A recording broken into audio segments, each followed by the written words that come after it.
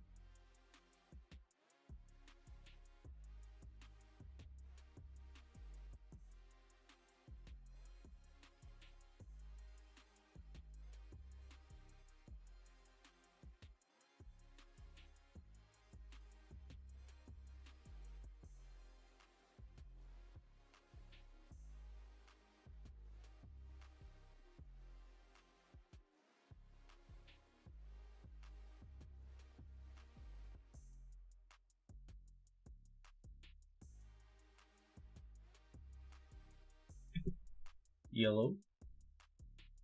Hello.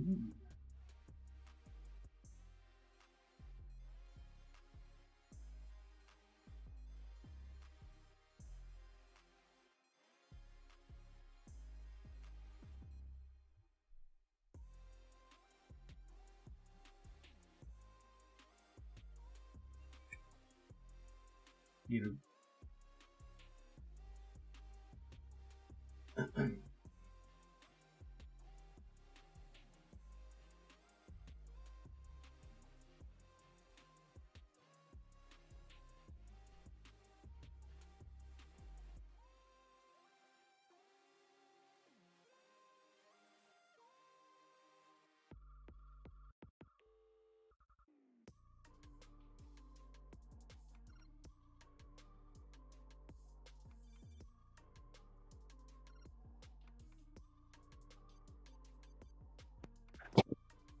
Yellow. Okay.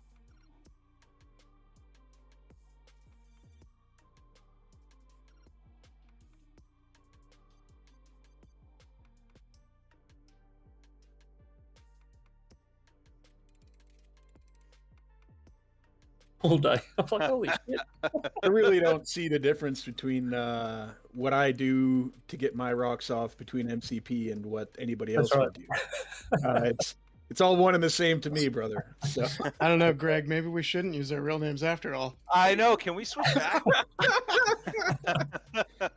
welcome to Jerkmates, and it's just actually. Oh, here it's gonna he is. be the welcome to Jerkmates, and there's going to be instead of ladies, it's just going to be an MCP stream of your guys' match. So Is that true, Nick? I saw that on Discord. I didn't know if you were joking or not. Is that your job? Wow. How long have you been doing that? Oh, yeah, I'll have to check the website out. I've never heard of it. That's fucking excellent. Is it? I haven't. No. if you've ever been on to any of the major kind of like big three websites, it's advertised everywhere. Like it's Right. yeah. Isn't that what you call your friends in Australia? Hey, you're a Jerk. jerk, mate. It's normally starting with C is our colloquial. No, that is true. Yeah. But oh wow. Hey, are you good for us to start, or do you want us to wait a bit, or?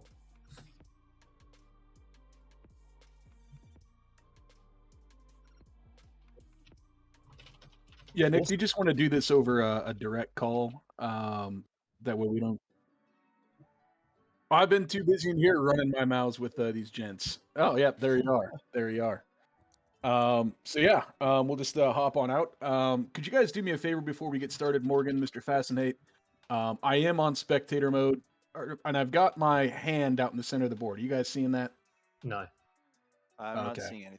I just see Yeah, more. so if you stay in the gray spectator mode role, the players will not be able to see anything that you are doing or pointing to, and you will also not be able to interact with or touch anything. Well, not Depending so on your- excellent. Yeah. I want to be throwing terrain. You know, it'll be like a Korg moment. Piss off, Ghost. You should have been right? So- playing then. I tried. Fascinate prevented it. I tried. Now I can just get back at him with snarky commentary. So one thing to double check on: if you are in the gray role and you do try to click on stuffing, TTS usually gives you a pop-up error, bunch of red text. Yeah, no worries. Just You know. might want to double check that to make sure it doesn't come up on your stream. Yeah, I don't know what the settings are. I that am you- all allowed to have the red text. He's the guy with the fancy equipment that does the displaying. I just come around and run my mouth when he makes it possible for me to do so. So Fair enough.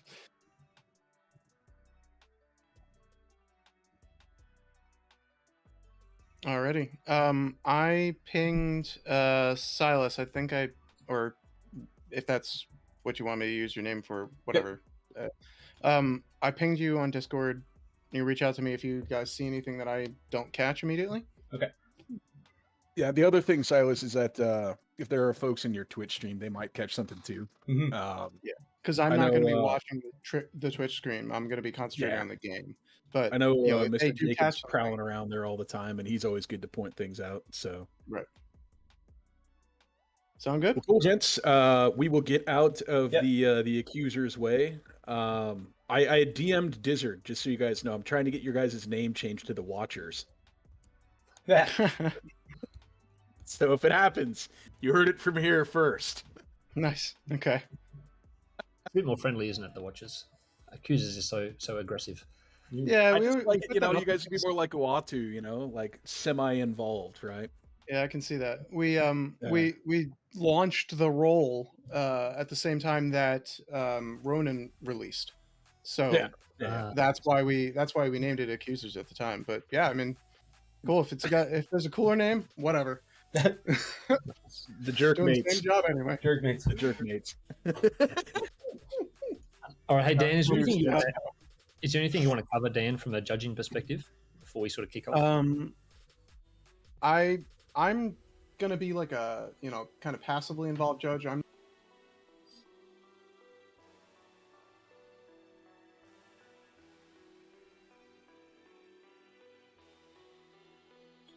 All right, buddy. Yellow. All right. We got ourselves a banger here, man. Yeah. When are we live? Are we live now? We are live now. We've been live since I got into the chat, so the stream got a little bit part of the jerkmate section of the chat. Well, nice, good. Glad we can maybe get some interesting questions coming in, maybe on the chat side of stuff if folks have started Well- filtering in there. It's easy to know. I figured I'd put it out there before people actually connect the dots, because if you go on my Twitter page, it's basically XXX stuff, so, and it's linked in all my other socials. So I figured I'd mention it before people think Or I'm some like kind of pervert. people. Yeah, well, I mean, whatever. Everybody needs a freaking job. Who cares, right? If anything, it might be a little bit less perversion, Yeah. seeing as you just do it professionally, Exactly. or handle it professionally. So we're not objectifying things, other than I have a job to accomplish, right? There you go. So, And it pays more than when I was a manager at Costco and a manager at Starbucks. So I'm just saying. it's probably less graphic from the Starbucks side of stuff, right? Yeah. I live and work out of Seattle, and let's just say that our Starbucks is our harrowing experience. So, yeah, all that stuff being said, folks, fantastic matchup. We've got Morgan Reed and his take on Guardians of the Galaxy versus Mr. Fascinate and his take on Brotherhood of Mutants. And Fascinate has got, and if you guys aren't aware, Brotherhood of Mutants has just been really on a roll throughout this, as well as Guardians. I think if you were to go off the beginning of the season, these were, fringe contenders. Yeah. From the outside of that top 5 list of everybody who had thought that maybe these guys could be pretty good. The inclusions of Juggernaut, Rogue, and the sort of versatility that's operated or allowed Brotherhood, and just the fixes made. One of the things you guys are going to see from these rosters is a lot of list building flexibility. Yeah. These guys can play objectives. They can play attrition. It's going to be a real banger. Very similar lists. Both have a Juggernaut. Yeah. That's one of the things that you'll find from Morgan's Guardians list is that he almost very easily, if he had included maybe a Mystique in there, could have gone into a Brotherhood direction, right? Yeah. If you were to drop, say, maybe a Voodoo and put a Mystique in there, very easy for him to go Brotherhood affiliated and run maybe a more objective focused version of a Guardians team. So we just got a prio roll in for both gentlemen. Ooh. And it looks like Morgan is going to take this one home by virtue of that crit. 4 successes for both, but Wakanda herbs. Oh my lord. oh my goodness! So this is what exactly I was hoping for, Silas. Oh. I was really hoping for this because there is going to be some really interesting stuff. Because for folks, as most of you probably know, Juggernaut's got a lot of game into these Wakandan herbs, right? Fast and Hate's list, whether by design or by oversight, whatever your opinion is on it, does not include a Wakandan herbs. They both ran sword, and they have a little bit of a different take on objectives, but he was not including Wakandan herbs. He was running the pure, RNG flavored single 2-point extracts of alien ships, scrolls, and mutant senator, right? So for this to be at such a low threat level, both of these guys can play this really well. Yeah. I am really interested to see Morgan's play off of this because this is in his list. Yeah. So he's got to like what he can do here, and you've got to figure that Juggernaut is going to factor in big time for both of these teams. Yeah, I've just started to like playing Wakandan herbs. I've added it to my list, and I've been just liking the extra. It's just different. It's a different scenario. It's like I think it was you who said it the other time. It's like a capture the flag. It's a lot of fun. It's a lot of fun. A lot of people would. Oh yeah, go ahead. Me, the only reason at first I wasn't picking it is because it was a low threat, and I just wanted to have like all the toys. But yeah, right now it's just I played one. I think it was yesterday, and I pulled off the Nick Fury thing, and it was so funny because I was winning 14-1 by the end of round 2. Yeah, so that is the. It isn't in the same way as like a traditional capture the flag. No, right. I can't recall, but I think it was actually the folks over the good folks at Danger Room, and it might have been Mr. DeLuca that had actually pointed this out. He's like, in theory, it looks like a game of capture the flag, except when you're playing capture the flag and you drop it, it goes back. Yeah. This does not, right? So our version in the MCP world of capture the flag is really all about one of two things when you're playing herbs. It's your ability to get that thing across the table using some sort of jank or Nick Fury shenanigans. Mm-hmm. You know what? What's your rule on minor PG-13 related cursing, Silas? Oh, fucking go right ahead. I've always been R-rated. That's all right. So that's our first F-bomb of the night. We are now about to end up into R territory if I go with one of those. But yeah, sorry-ass Nick Fury herb plays. So that's the criticism that you're going to see on herbs. It's one of those things where it can be a little bit controversial, and for good reason, because of sorry-ass Nick Fury plays like you are so proud about, which you shouldn't be. Shame, shame, shame. No, the way I did it, though, it was smart. It's like I just left him there to be attacked. Yeah, I refuse to believe that is all that clever. It is. I was like, hey, I got the herbs. I'm all alone. Come and attack me. And he did. I got 2 power and then got the fuck out of there and scored 4 points. Yeah, I know. Because that's how you do it with the grunt. You just send the guy over the other side and you teleport yourself across the table. Yep. As it should be. I mean, As it should not be. all right. Wow. Okay, so we have got a very wide Guardians, and no Juggernaut. Yeah. With Morgan here. It looks like if he's going to be using an objective runner on this herb, it's going to be Toad. Yep. Conversely, and this is going to be a really interesting thing for Fascinate, is that he's only 3 wide. And, we didn't talk enough about the secure crisis going on here, but that 3 wide is going to generate and create some problems for him. Yep. Because sure, he's going to have priority, but what that's going to allow Morgan to do, especially here on turn 1, is he's potentially going to get an extra or last activation on those sword bases. Yep. And he's going to have the ability to come up to these points and just interact with them more and later.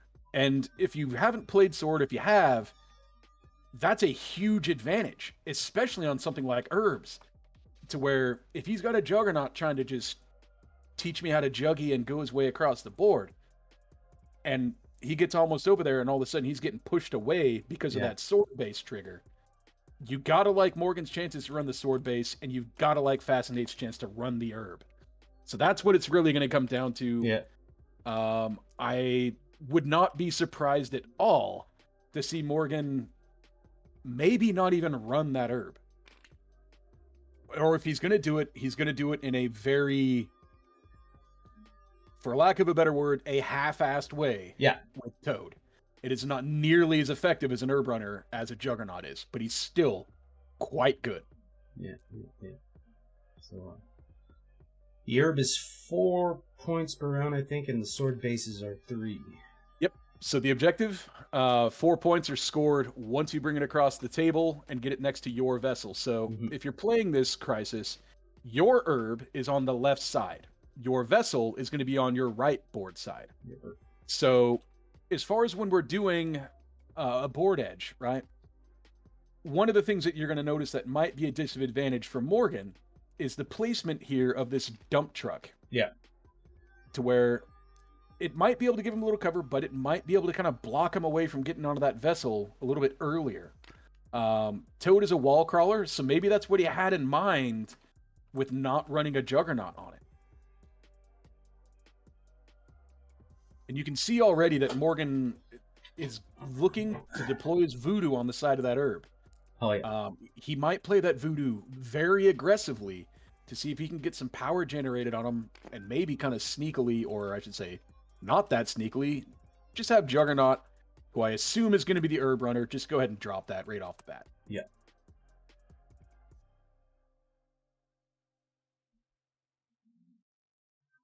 This is really interesting where Morgan has placed his Toad. He's got him flanked out over on the right, which means that he's not using Toad as an herb runner. And sorry about that voodoo thing. That was an incorrect call on my part. Yeah. But Juggernaut's herb is over here to the left, and he is in line to be able to run up and grab it. Yeah. So it looks like he's going to be saving voodoo to maybe just have him to pop that off once he gets over there. I just don't know how Fascinate is going to play the sword objective side of things with this narrow of a list. Yeah, if he's going to play it at all. The other question that I'm going to have, and we're going to be able to tell once the game kind of gets rolling, but we're not able to kind of sit in on chat. I don't exactly know who Fascinate is running from a leadership standpoint. Because both Mystique and Magneto are perfectly capable of doing that. Yes. I don't think Mystique would be a... Can you make it? Or no, since you got to roll the dice, contest. I mean, it would allow a free herb pickup. Yeah, true. I mean, my gut wants to say that we're going to see a Magneto leadership here, but My guess You too, know. just to have extra power, go to Juggernaut when he's when he's doing moving. things. Yeah. Yep. And Magneto and Juggernaut under Magneto's leadership are a fantastic power generation power couple. Mm-hmm.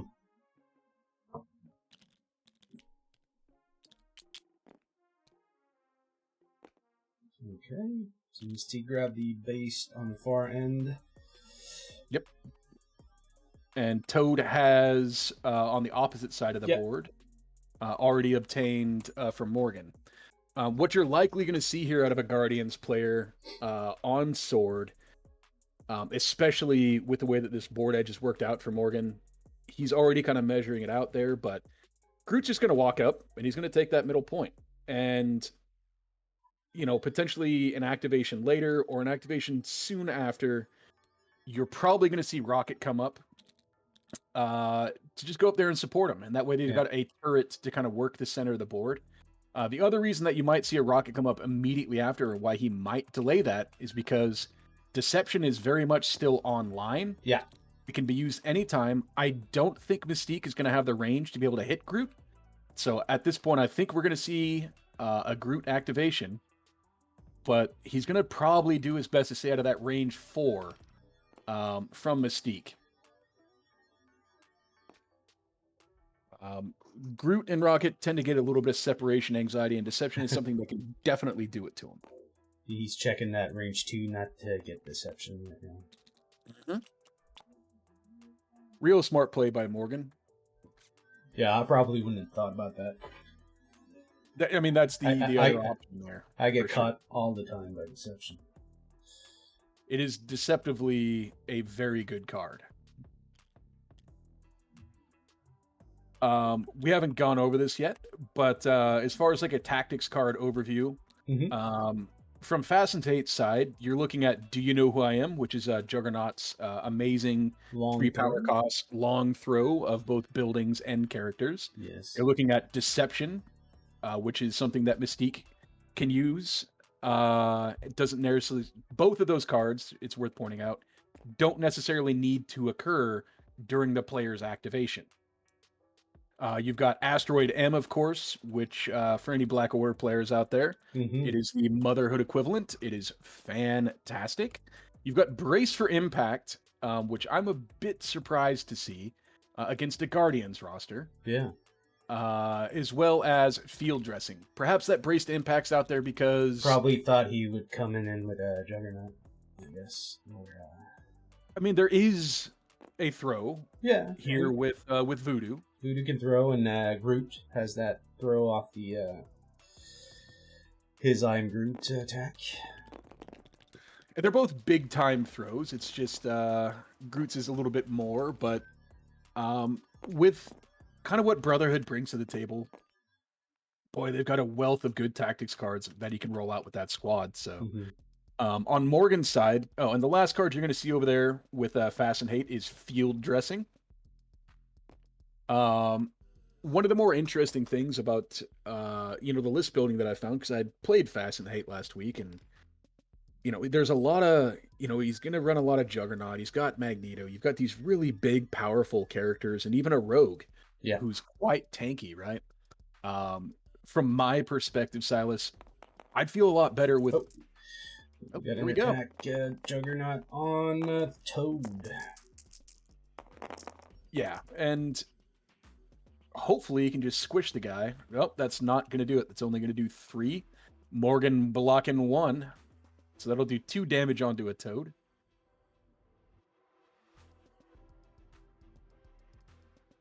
And here's kind of the problem if you're Toad in this situation. Do you slippery away? Do you want to get out of dodge and just let him just take that base for free? It looks like Morgan's going to opt just to keep him there and make Juggernaut try to earn that sword base the hard way. But he has left the center point wide open for Star-Lord.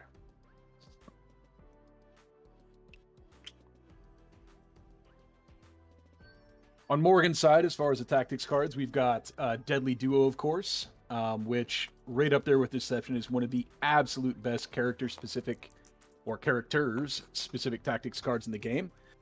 Sacrifice, Climbing Gear, Brace for Impact, and Field Dressing. So in Morgan's case, Brace, a lot more appropriate. Yes. Climbing Gear, look, probably one of the most versatile cards in the game. Sacrifice, if he's expecting to be able to take a little bit of a beating and he wants to spread that around a little bit more appropriately, also a great play. I know a lot of people are big fans of that. So I do like Morgan's tactics card selection here. Sacrifice, definitely a lot more popular ever since Okoye got pretty much well, we'll call it a nerf, but when her card changed, people stopped using her and just decided to get that card instead. Yeah, I mean, just the timely ability just to spread that damage around. You know, there are two ways to play attrition. You can outlast your opponent, or you can just out-murder your opponent, right? The sacrifice takes the other side. I kind of look at it as two sides of the same coin, maybe compared to like a... I don't know if it really has an equivalent, actually, on the attack side of things. Nope. Alright, so right now, Morgan... Star-Lord who went and got the middle. Absolutely, yep. We're still waiting on a Magneto activation and a Voodoo activation. Key thing to note in the Voodoo versus Mystique matchup is that, you know, of course she has stealth, and that's fantastic. Asteroid M very early. It looks to me, just based on the way that Fast and Hate is playing this, is that he's going to be trying to play that herb very hard. Yeah. He's going to be counting on Juggernaut to get across the board and just overload this side of the table once he gets over there with a big, dominant, six-threat character that is going to just be wrecking shop all over these folks. Exactly. One of the really interesting things you'll see about the way that Morgan has managed to place both Rocket and Groot is that if Magneto goes with his builder into Rocket, it's going to get put onto Groot. Yep. And if Groot is going to be pushed because he's at that 3 range, he's basically only going to get pushed right into the back of Rocket. And he's never going to be within that 2 range, right? Yeah. To get those re-rolls out of Magneto.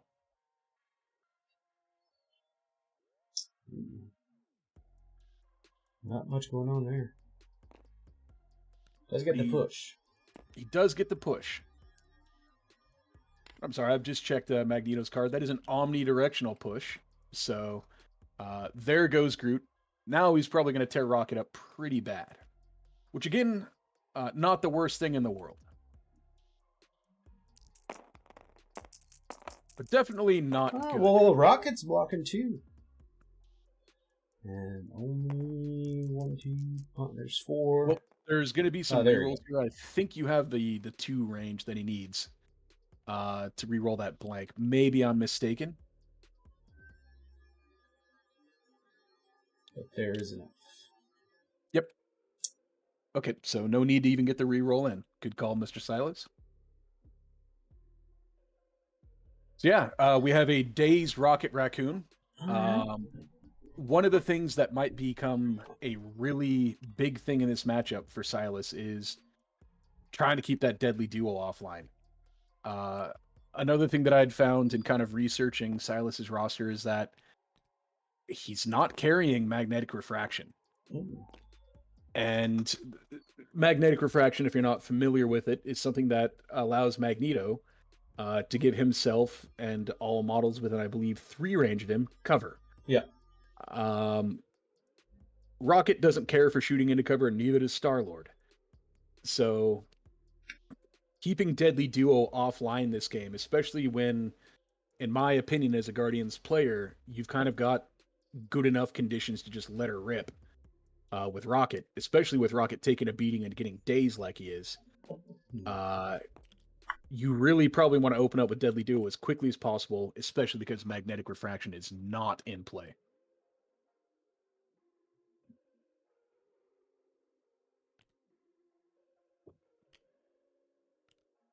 So here comes old Mr. Doo-doo. Voodoo. Mr. Doo-doo. Voodoo. I think that rocket is getting KO'd turn 2. Yeah, I'm pretty sure. Well, something to note, if that was a comment that came in, Yep. is Morgan is running field dressing and climbing gear. Fixed Star, it's always a good investment to get rid of Rocket. I don't see it as a threat 6 taken out at threat 2. It's just we're talking about taking away Deadly Duo. But not anymore, because right there, Voodoo just hit his magical 4 power. Oh. He does have the ability to field dress Rocket. Brotherhood of Mutants are out of activations. They will have priority, but one thing you can do if you save Rocket is you can climbing gear him back towards Groot. Yeah. And so you're seeing now Morgan is pointing out, he's like, I'm going to throw this car right here. I'm going to throw that into your Magneto. But I think that that's a potential play here. But it looks like he's opting to let Rocket eat his medicine. Yeah. Well, he already played, so you can't really field dress him just so he can get re-dazed at the beginning of the next... Well, what I was saying, Silas, is that you could field dress him and then burn a climbing gear to put Rocket back in line with Groot. Oh, gotcha. And he would be out of range of Magneto and Mystique. But, you know, it could be that Morgan is wanting to save that for a more high priority target or more emergent situation. These are both very savvy, very cagey players. I tend to be one of those type of players myself that'll burn through the tactics cards as soon as I kind of see the conditions met. And so I will never call into question, you know, the sort of decision making of somebody like Mr. Reed, or obviously the dude that whooped the ever living dog piss out of me last week. So. Well, if he wins again this week, my book's just gonna keep on getting value. You have to up the price on how to beat Fast and Hate. Same. At least Magneto can backsnap himself against the sword push. I think. Yeah, I don't think that that's the target here. I think it's probably just Juggernaut just to make that that run across even farther. And not only that, but it keeps things in a place to where Toad can really just control that base. I mean, if you got a 2-threat model that's holding that thing down, and this, you know, this middle point, I have to assume is just almost like abandoned ground, right? Yeah. For Brotherhood. I mean, Juggernaut's just going to be coming across that. I don't think that he's stopping unless he has to. I don't think he's going to be burning his power. So I do believe that's the push we will see, just to make it harder for Juggernaut to get across.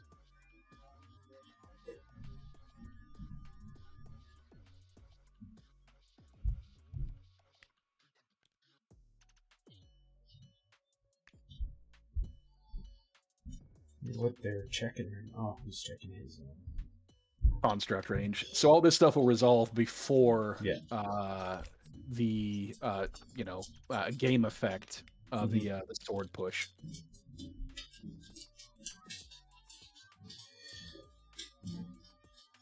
So yeah, interesting first round. Without seeing a Juggernaut coming out on Morgan's side, and obviously seeing one that Fascinate's got, especially with that really aggressive Asteroid M play, he's got to be really banking on this herb play and trying to get that in.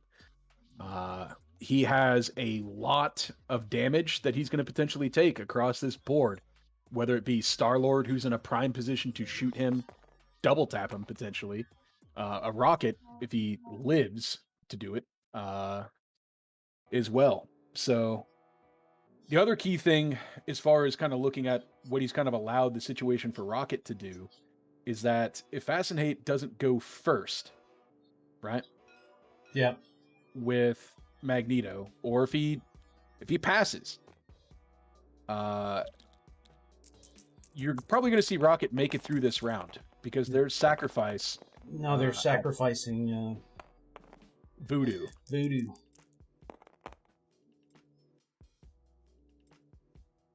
All right, so what do we have here? 4 hits versus 2 blocks. So he went into Voodoo instead. Well, he attacked Raccoon, but then Raccoon Sacrificed. and he sacrificed it. Yep. And now it's going. Now he's going into Rocket. So Rocket is going to be blocking 2 with his always cover. And so far, just 1 hit from that crit. So May have been wrong. Looks like it. Maybe Morgan kept him deliberately outside of that range. So yeah, Rocket's going to end up blocking that. And I feel like if you're Magneto, you got to try to pull him in here to at least force Groot, to waste 2 activations to run up and get up in there. Because, if you're Morgan, it's not about getting Rocket's activation off right now. It's about getting Deadly Duo off, and they cannot do it unless they're within 2 range of each other.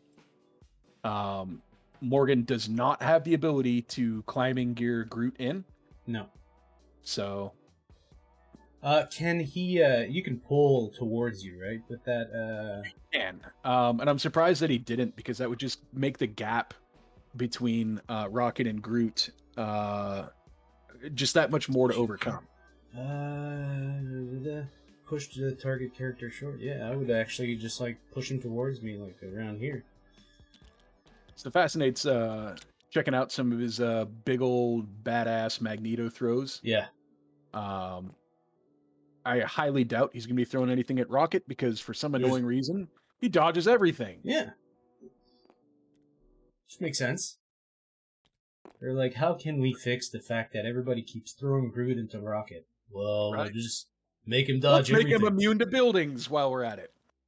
No? Just Yeah. maybe it should have been characters only? Yeah, I agree. Next update. So he is sending Rocket to It's a pack his short bags. push, not a medium, though. That is correct. Is that a medium movement tool that you saw out there? Yep. You want to ping the accuser? I'll do it. I don't think he went the full range.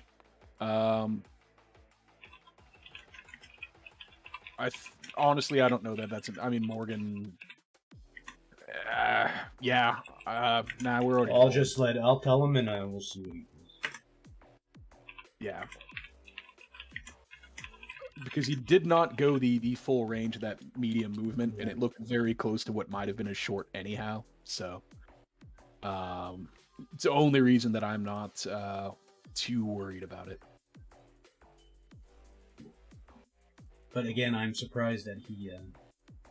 That they allowed the movement tool to go into play in the first place. Yeah. No, not only that, is that he pushed him away. I would have kept him away from Groot and keep him close. Yeah, and when you're Morgan and you get that happening as a Guardians player, well, now you've got Rocket pretty much exactly where you want him to do, and you kind of notice that he hasn't burnt Deadly Duo yet, because there's no point. No. Okay, so we've got Toad about to get thrashed over here. That was actually Morgan moving Toad. So that was his. Morgan moving Rocket. That was his activation. He just moved him back. Oh, it didn't even push him in or any. Okay, yep, makes more sense. Thanks, Again, Fink. 'Cause I was waiting for that. Big shout out to our accuser in there. These guys are fantastic. The benefit they have is they get to be there in the chat, so it's a little bit less speculation. Again, a little bit weird not to see Rocket coming in away from Groot. Yeah, but now I think they just noticed that they just blatantly forgot to make Magneto push, and he needs to push it. It's not a may, so I think they'll have to remove Rocket to where he was, and then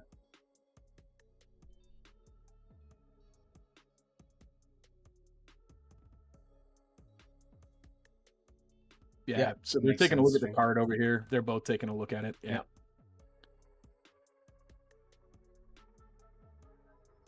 Yeah, it just says push the target character. So great point, Silas. Yeah. That is not a may push. That is a must push. But any direction. So, And I don't know how we, how the accuser is going to go about trying to roll that one back. well, I'm pretty sure that no matter where he gets pushed short, if he wanted to have Rocket where he is now with 2 medium move, he can get there. So Yeah, but Rocket also had made an attack action, right? So I think the accuser is just going to say, "Hey, look, we're both where we wanted to go. We've already rolled some dice since. Yeah. So let's just keep rolling with the game." So, being a Guardians guy, Yeah. what you're going to see right here is Groot. He's going to walk forward, just get within range. yeah, This movement and this attack is not necessarily about doing damage, because frankly, it's not super likely that Oh. Groot is going to. put that root. So he's on going to Magneto. root Magneto. Fantastic. Magneto hates root. Yeah. Hates it. Everybody. It is one of the most underrated status effects in the game. Mhm. So Groot's hitting for 3 into Magneto's 6 dice defense, and Magneto is going to just roll all blanks. Yeah. That is a bad time for Magneto. It's no defense on 6, so a 5 on 6, 5 attack dice for Groot, 6 defense dice for Magneto. That is 3 hits for Groot, and 3 successes into Magneto's phenomenal defense. Didn't he just give 4 damage to Magneto though? He's seen 3 hits. So Rocket had attacked him earlier, and he might have got one through there. Yeah.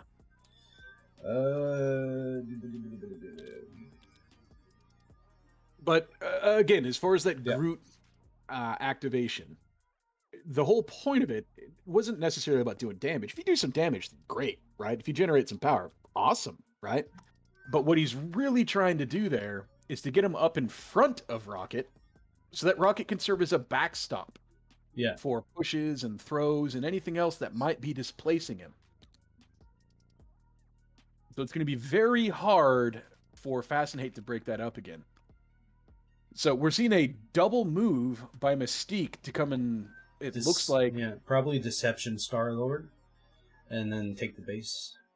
great point. I had played a bit of a game earlier prior to this with a buddy for a couple of minutes before this game, Yeah. and had forgotten the Deception. I'm like, oh crap, I can totally do this for free. Send you a packet and be able to roll this for free. Yeah. Or I should say, take it over for free. Because once Star-Lord gets adiosed up out of them, one out of that sumbitch, Yeah. that's purely up for Mystique to take for free. No dice rolling needed. Boom. But Interesting play there. She from is Mystique. just standing there though, with only 2 damage left. Correct. And it looks like Star-Lord at that spot is going to be right in between 3 range and outside of 2 for Martial Artist. So, Morgan, being the scholar and gentleman that he is going to be saying, hey, I'm taking Star-Lord. I'm going to pump 5 dice into her because I am outside of Martial Artist range. And, okay, we got some crits to resolve for Star-Lord. Yeah, but Nope, never mind. He's good. Nope, she's So that is 3 into Mystique, blocking 0. And so that'll put her down. Did he hit and run off of it? Nope, doesn't look like it. it's easier to think about stuff like that when you're not playing it, but I would actually maybe combine that with you take Juggernaut after that and you throw Star-Lord long. Yeah. All the way out. That way, this turn, there's no way. Do you know who I am? Yep. There's no way he can take that back, and you're starting next round in good position to go across the map with the herb, and you're scoring 3 and it's tied instead of being down 6-0. Fantastic point. Fascinated actually mentioned that in another match that I'd covered of his against, I believe, was it Mandalorian? in his round 1 matchup where Mhm. and even guys like Chewy, who's another one of those kind of Brotherhood guys, has talked about, boy, there's going to be a time where I am going to get off Deception and Do You Know Who I Am in 1 round. And I am going to be a happy camper. That would have been a great place for Yeah. it. But sometimes you bring a card in for a specific thing and you just wait for it during the match. But So it's on for revision. him, maybe So- it's not for that he brought the card. But That's just right there. You can see that Morgan, with his wider roster, Yeah. being committed to Sword, there is no point to engage with Magneto any further. Let's just go up and use Voodoo and all of his lame powers and everything that he does. So much better than so many models in the game. I don't need to attack you. I'm going to throw you off the point, get it for free, Yeah. and just score another 3 points on this and push your model again. That's right. Now he can push Magneto again, and that's going to even make it harder for him to come back in this area. Absolutely, and Magneto hates being displaced. He is not particularly fast. He is a 6-threat model that just lacks a fundamental amount of mobility. Hates being displaced. He wants to be right in the center of things. Now, if there's something you could change on Magneto, would it actually be that? The fact that he just moves shorts? Medium, I think Magneto's a fantastic 6-threat as he is, especially Yeah. with the roster that he has around him now. but And very clever play by Fascinate here. He does not want to get pushed into Bolivia, right? yeah, He is not going to end up down in Central America anytime soon. Worst case scenario here is he might get edged over a little bit more towards board edge, but that is very clever construct placement. where did he put it? Right behind his Magneto to prevent him from getting pushed away from Voodoo. Yeah, very clever. I can't see construct. It's near the truck. Right on the back of Magneto. So if you go to Fascinate's board side, it's right behind Magneto. Well, on the screen, and maybe people in watching it too can make sure that there is nothing behind Magneto at the moment. But I don't see it for some reason. Oh, there! That's where Boom, I'm boom, not, boom! There it is. Okay, good. Maybe a little bit of a lag thing there. Yeah. So yeah, that was a good play. So Silas, what are your thoughts on Juggernaut sitting around here and just perpetually decimating Toad? Well, I think it's one of the reason why he maybe stayed there a turn longer. He's probably going to finish him off now Yeah. and then start, because he'll probably be at 10 power, so that'll be like a 3 momentums he can do to get across. Yeah. So do you think that? I feel like that Toad over there was bait.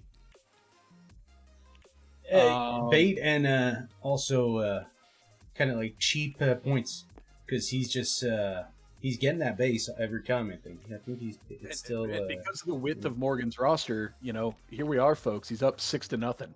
Mhm. And there doesn't appear to be anything that is going to fundamentally change that anytime soon with the amount of activations he's going to have rolling in here. Yeah.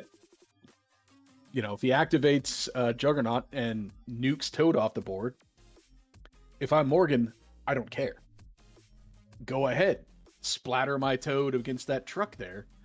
I'm all for it, because you're taking a 5-threat model and you've now spent essentially potentially 3.5 rounds attacking them, and for what?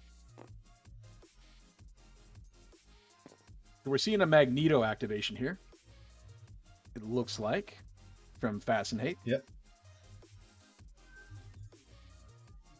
Does that kind of make sense to you, Silas? Well, yeah, it makes sense, but I like the fact that the Juggernaut had to go there anyways. And He did, but he didn't have to stay there, is my point. well, if you want to do it in one shot, he needs to get some power going. Like he's at 7 now, so he'll be able to take him out, and get out of there with 10 power and do 3 momentums and make it across. I don't know that he makes it across with in one turn. Oh yeah. And if he does make it across in one turn, he's still going to be down 9-4. Well, that's the thing. That's where the gamble starts. You make sure you got that base there. You somehow neutralize Star-Lord in the middle. It's got to be rainbows and sunshine, right? So he'll have 2 bases. Hopefully he can score 7 this round and make it a closer match. If not, Yeah. I mean,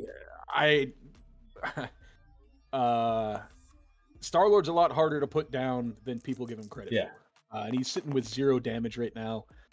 How does Star-Lord go away with a winging it token on him, a plucky attitude to boot? I just don't know. I'll take a hot girl like Mystique to just to transform and morph into a murder bot. There you go. Not a bad attack roll here, but it's a good defense. So yeah, that is 5 hits for Fascinate into 2 blocks from Morgan. So Voodoo will be and this is 3. Voodoo. So he'll be up to 5, so he can always chuck... So he's just going to chuck Magneto off again. No, I mean, like, he can always throw something into Voodoo for... oh, good. You might see that truck size 4 come into play. And he's got some winging it tokens to resolve here, so that is 3 blocks from Morgan. Magneto 4 power. Yep. Key thing to note is that Morgan still has Brace in the bank. So if that size 4 truck ends up being the thing that gets thrown here, there's a very good possibility that you're going to see Brace get played.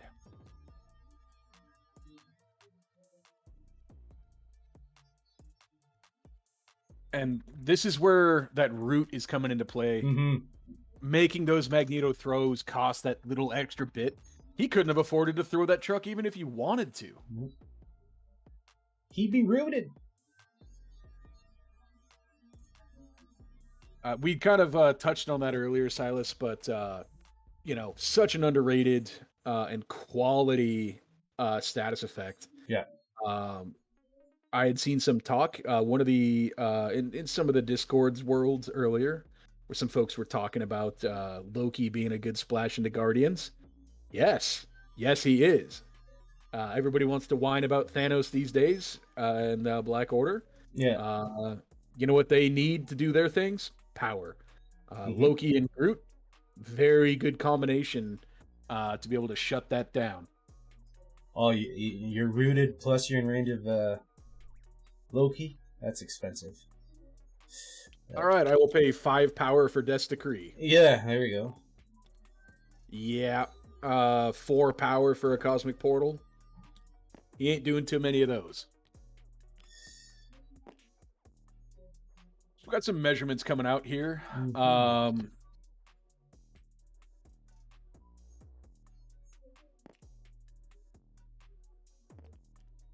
we checking, trying to take out Mystique with Groot?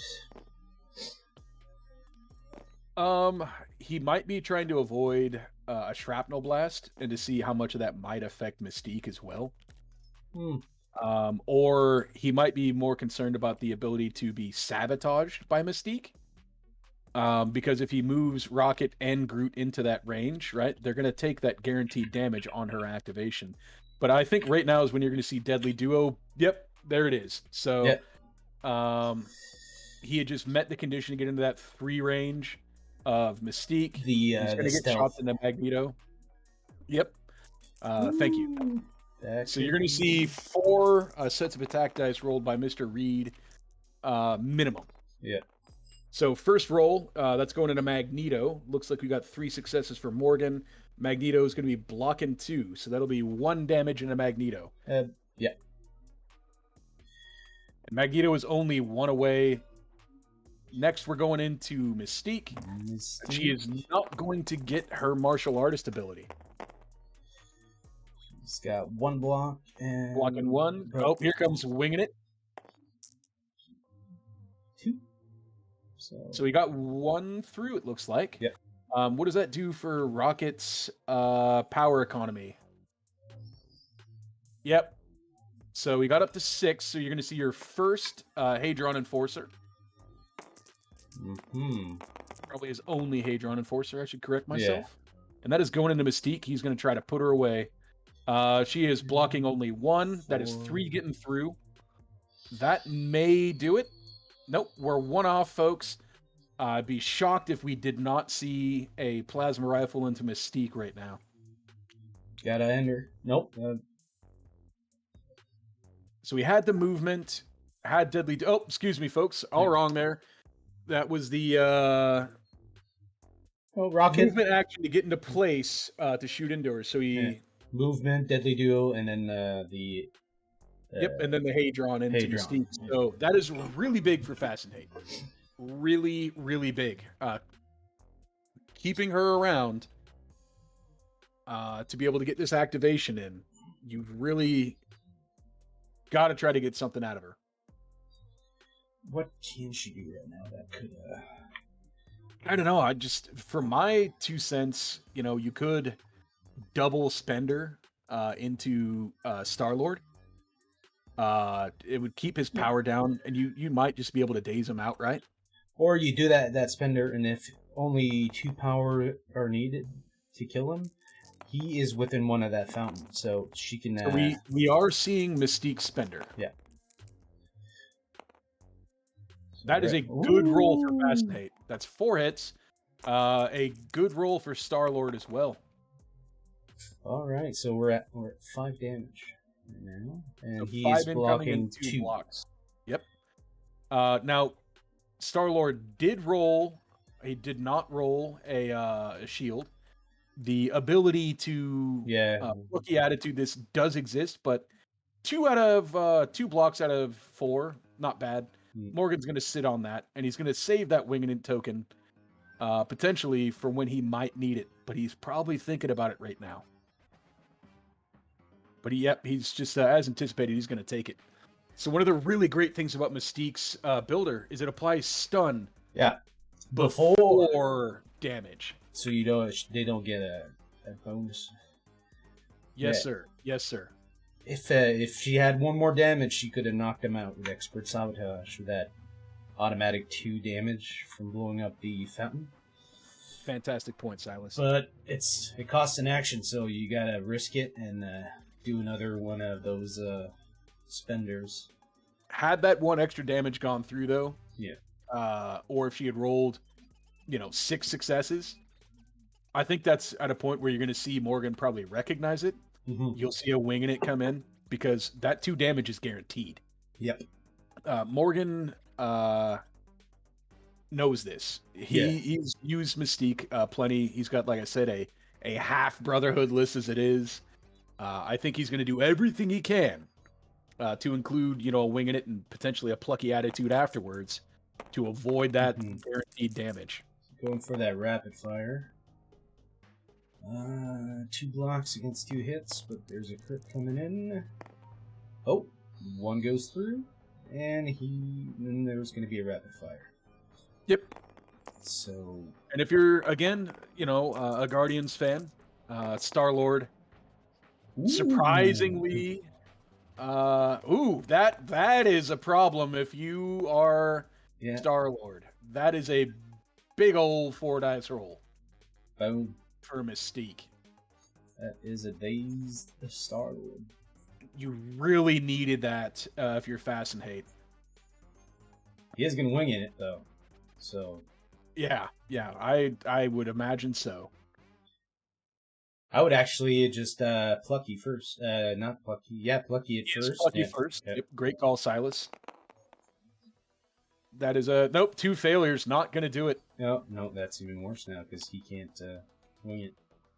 Well, he can't wing it, but, again, he still has field dressing sitting around. So if he really wants to walk over there and do that, right, you can bring back Star-Lord, get those Winging It tokens, but with that stun on him, let him take his medicine, right? Let him take his medicine.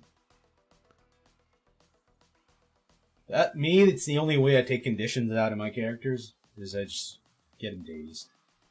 I think that is like kind of the predominant thought across most persons. You just let them run their course.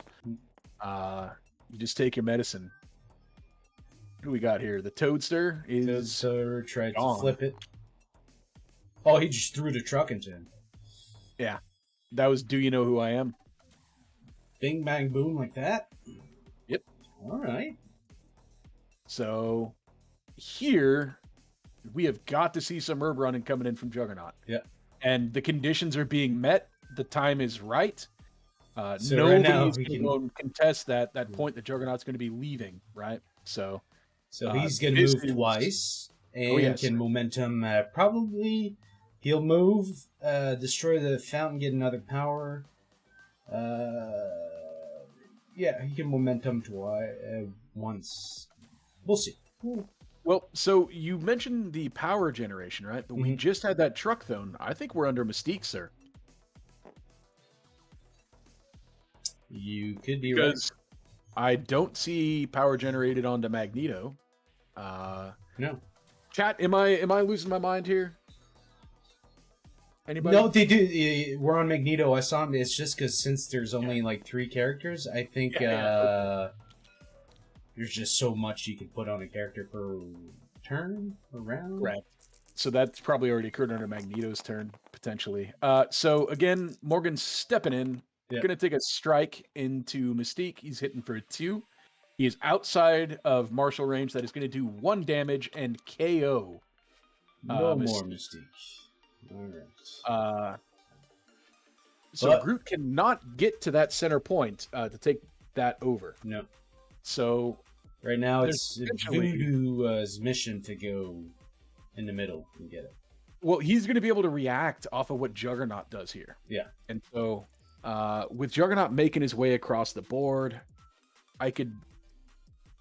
Maybe he doesn't have enough left, within him to want to really bother with that sword point. So if you're Morgan, well, you just take your voodoo, you walk on over to the middle of the board, take that over for free, and call it 9-4 for this round. Mm-hmm. And take these poor Magneto, and I'm going to take a walk backwards again. Or sideways.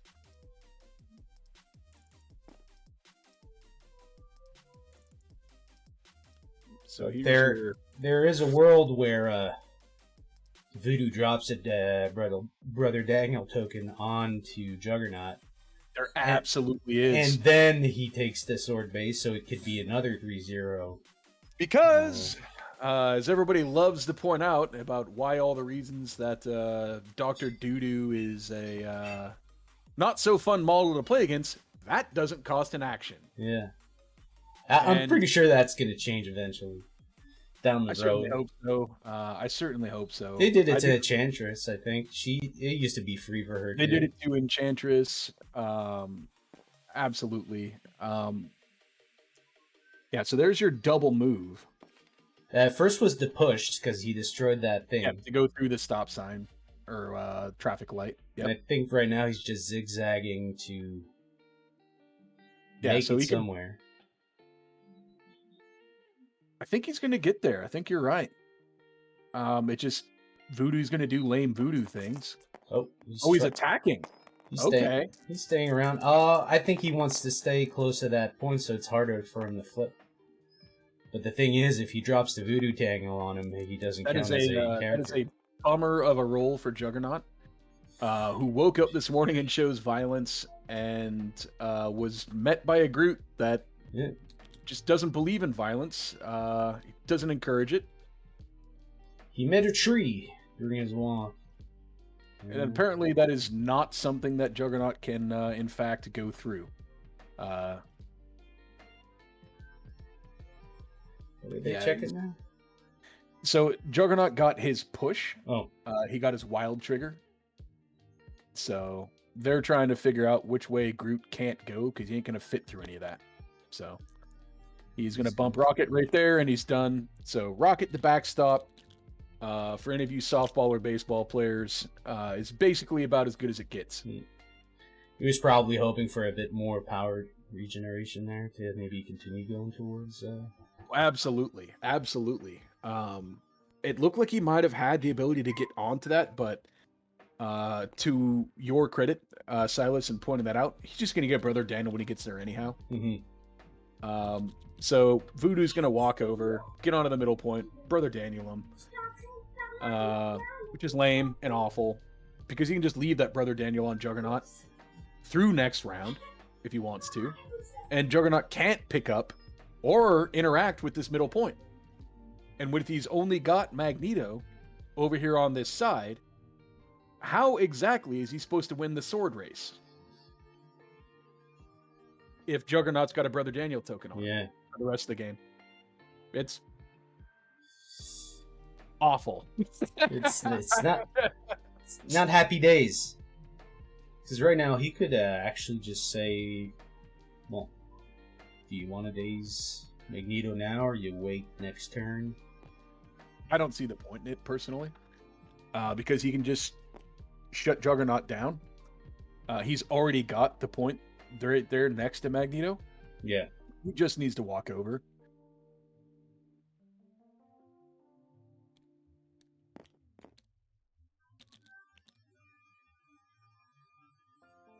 Friggin' Voodoo. That's the field dressing. Yeah.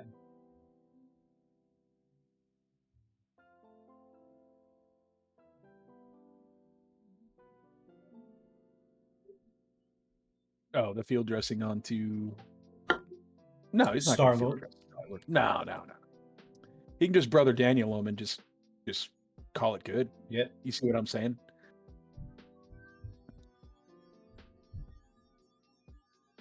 I think Juggernaut should have an area attack. I'm just saying. Juggernaut's fine, dude. No, he needs like a range 3 area attack.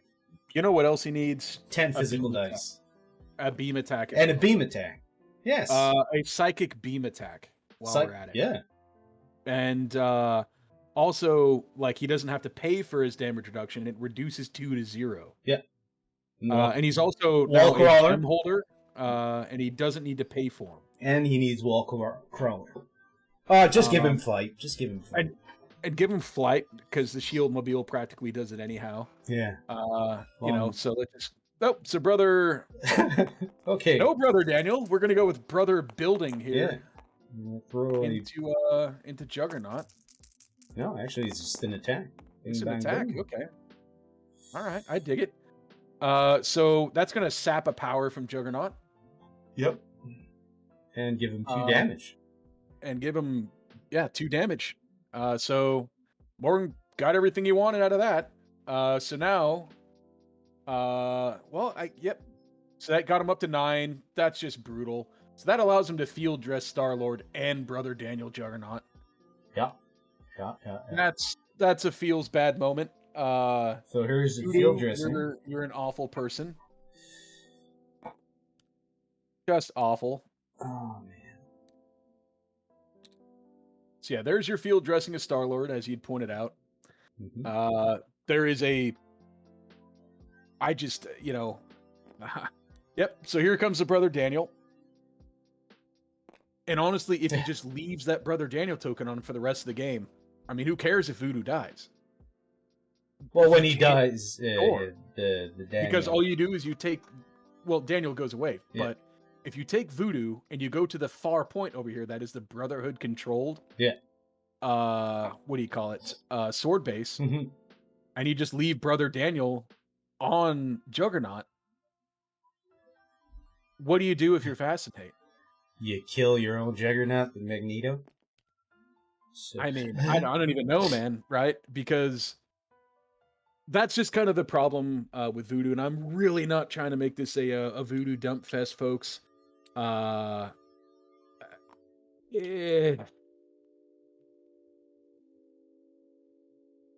This is a really good play by Morgan, though. It is. It is.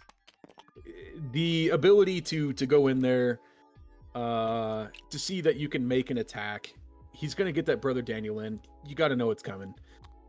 But hey, maybe I get a little bit of damage through on the guy, and his 5 Mystic defense. But the problem, I guess, with Doodoo amongst everything else is that the power generation isn't necessarily about doing damage, is it, Silas? It's the failures. Yeah. It's the saps. It's all the other stuff. There is no character in the game that generates power better than Voodoo, at least at his threat level. He rolled the dice, but he didn't have to because Juggernaut had the Brother Daniel token, so he doesn't contest anything. So, but he still got it, nonetheless. Everything's turning up aces for Guardians right now, folks. Yeah. Looking at 2 hits. Juggernaut walking 0. Oh, geez. If you're Fascinate, it's got to be a feels bad moment at this point. That is a winging it token because why not? I'm doing my builder into you, and I got damage through, so I'm going to winging it and try to pump that damage up a little bit more. As a result, Juggernaut's looking in a rough spot here. He's going to get a builder put into him after this. Not a builder, but a suspender. And there goes the hit and run. So what you're going to see Star-Lord do is kind of what I was saying, the same thing that could have happened with Voodoo. This is really the flexibility and beauty of a Guardians roster. If done correctly, they're so flexible and mobile, right? That I'm a bloodthirsty son of a bitch. Yeah. I'm going to sit there and just keep blasting his ass, and then I'm going to leave Voodoo there as a target for you just to want to just daze and destroy, to just waste your time. I'll leave Star-Lord there too. And then whichever one you don't attack, I'm just going to run over there and do that with. Next round, though. But I'm going to pump some dice in you before I do that.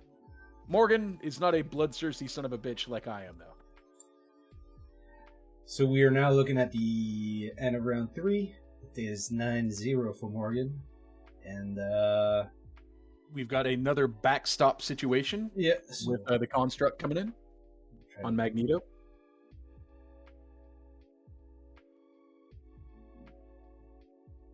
But not looking too good right now for Brotherhood. It certainly isn't. I think, some of the pivotal stuff that had really occurred here was I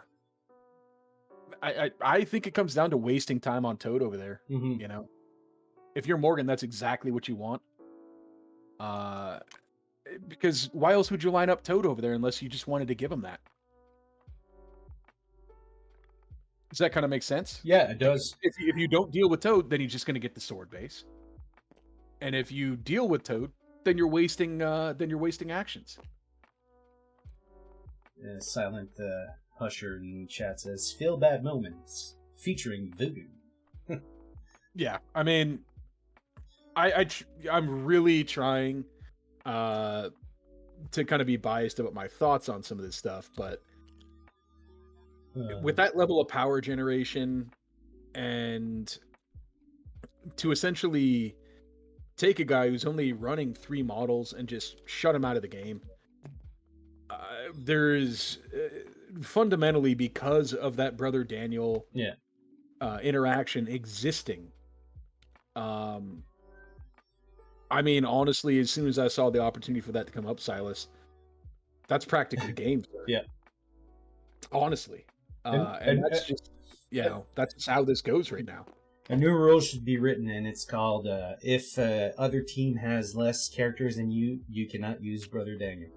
It should be written on the Voodoo Skull. Or how about we just make Brother Daniel cost an action, or maybe some more, maybe we slow down his power generation and take his flight away. Maybe it's only a terrain throw instead of character throws on top of it all. Like, my goodness. I was over in the little Guardians Discord server on the fan server for AMG and those folks, and I was like, I'd feel bad if I brought Voodoo out with Guardians. And I said, nah, man, just run whatever models you want. Some people might not like it. I am a guy that really doesn't like Voodoo. I might make a snide comment at you, but that's probably about it. And then I'm like, most people are a lot cooler than me. I end up covering a Voodoo game, and all I'm doing is dumping on how much I hate him. So it's one of those things, man, where I was like, cooler about this. But turns out I'm a lot less cool than I even thought I tried to give myself no credit for in the first place.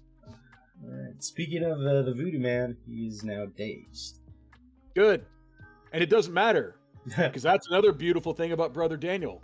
It's still out there, still affecting Juggernaut, whether or not Voodoo is dazed or not. Construct going into Groot. He's already blocking 2.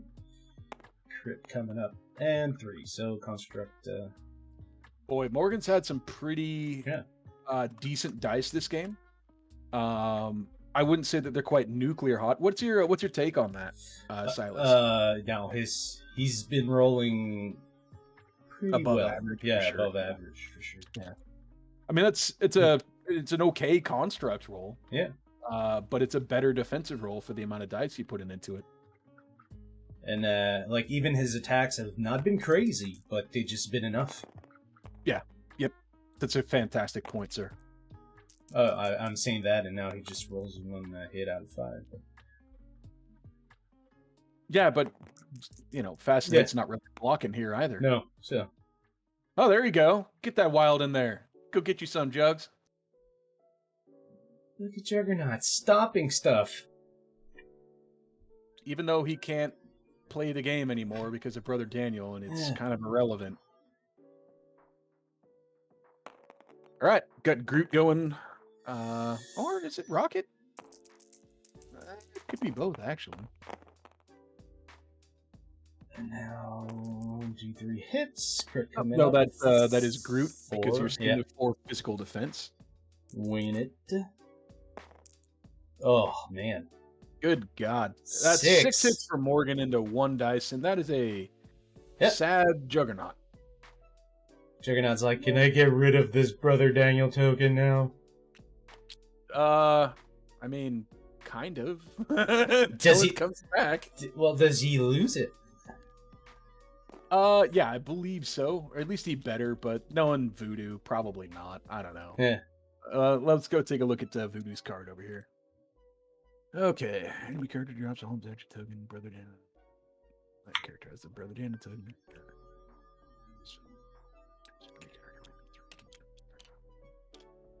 Okay. Whenever a character is dazed or killed while it has the Brother Daniel token, is moved the token to this character. Okay. So Ah, man, cool. We got there at the same time. You just happened to enunciate while you read. I'm not educated enough for that. education. Very rough spot for Fascinate here. Yeah. But at least now he got rid of the for a split second, because Voodoo still has he's got 3 power, so he just needs 2 more to put it back on him. Exactly, which is 1 attack from Voodoo with the sap, or at least 1 defensive dice roll that he rolls a skull, and no damage done. See, Voodoo's a pacifist. That's why they gave him like skulls to get power, so you don't have to. And why they also give him like 5 dice builders. Yeah. I mean, just awful. Yeah, I also think it should be at 6. You're right. Yeah. As long as that only coincides with Juggernaut's, 10 dice builder with, instead of 3, 6 dice added onto it. We'll just make this a game of incomprehensible dice calculations. As if I could even figure them out from where they're at right now. Yeah. So this is very clever by Morgan. And what I mean by that in particular is the rocket placement there. Yeah. In that he could just leave them on the point. And that would be fine. But it puts him there. It just says if What you it want to go does- get the herb, you'll need You have to to burn waste it. an action. Yeah, Yep. exactly. Yep. You're going to have to waste an Oh. action or roll a wild. Oh, okay. He's Okay. going to head up on over to the other side. Which I also dig, right? Meanwhile, Star-Lord is That's right, Shadow. going to sit over there and Yeah. drink some pina coladas. Probably hop up onto the other side of that sword base.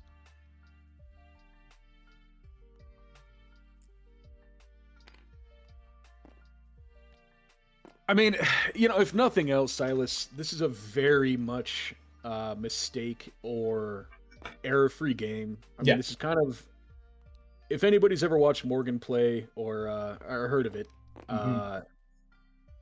this is pretty much what you're going to see. Very, very clean game. He's got Star-Lord there. He doesn't need to be on that point in order to deter anything from getting over there. He's already got it. Yeah. You know, a different character, or not character, but a different player might have just moved him to the other side of it and just called it good. Well, it's not good enough, right? You can keep him out of range, because as soon as Juggernaut walks in there, or anybody tries to walk over there and mess with that, if you take a look at Star-Lord's power generation, you shoot, you hit and run, and you're back on the point anyhow. Yeah. And if they're not there, well, then you just walk over and you get it for free. But it's all those little things, those little bits of attention to detail, you know, that separates the guys like Morgan from myself. Yeah. It's almost like he got the game 10 years before us, and he's been playing it longer. Been around for a hot minute. You know, he was a really solid X-Wing player. I say solid, but beyond solid. You know, he's been on the scene for a hot minute, and you know, really great dude. But he's just playing, you know, another Mastercraft level game, and he's had good dice. And the turn 0 had really favored him on something like Sword. And you know, like that little Toad stuff, you know, that little cheeky Toad thing over there. Yeah. Where I'm going to force you to just waste some time on this guy. Otherwise, he's just going to keep getting this sword base from you. And I'm just going to focus on the middle one or the left one. But that's the real luxury that you get when you go 4 or 5 wide on sword. That's why, honestly, folks, if you've seen a lot of these Guardians rosters that have made cut, to include my own, you're going to see a lot of sword base. Yeah. Very comfortable at 14 and 15 threat. Very much 5 wide. Me at 14, I'm coming in with Dormammu and Space Mom. Boom! Don't even get me started on my homeboy Space Mom. I would love to go onto a diatribe, but I am too busy complaining about voodoo. So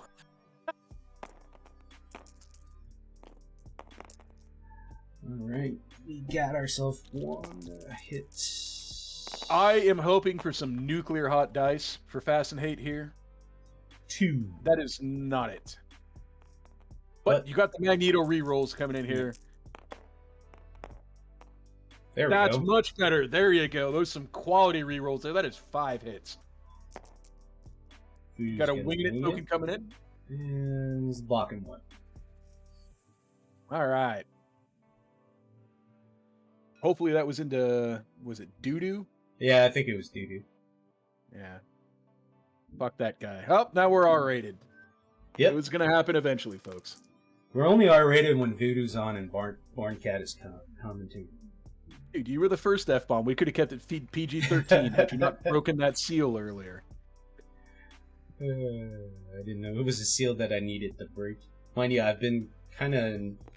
Because in my past streamer days, I was a bit more vulgar than I am today, I guess. Maybe... In previous lifetimes. Yeah, maybe just playing this game made me more of a nice person. That I try to be more of a chill dude. Yeah, this isn't like a you know, eat shit when you roll dice at your opponent type of game, right? yeah, because I used to stream a lot when playing Rocket League, and if you're not swearing while you're playing Rocket League, you're doing it wrong. Cause save, what a save, what a save. Yeah. Oh. You want to get on my nerves, you just spam that what a save button. Oh my. Save. Nice block. Yeah.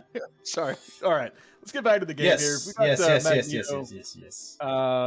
Throwing some stuff, I hope, and just big truck into half the Voodoo. Guardians. Voodoo's dead. No more Voodoo. Thank God. Get that piece of crap off the board. People rejoice. They are dancing in the streets. There is clapping. Yes. All about. not unlike for folks, if you guys remember in America, shout out to nurses, medical professionals. People used to cheer for them Yeah.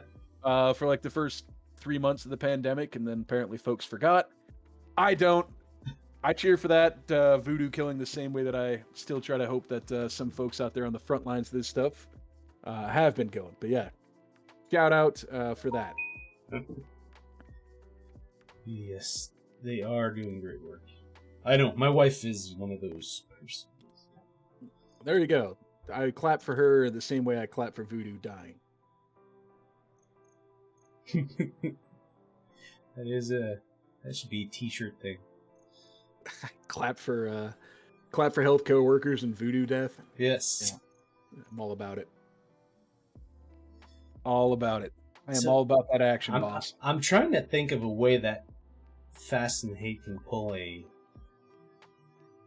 something, but Well, the good news is that voodoo's gone, so he can actually go back to trying to play the objective game again.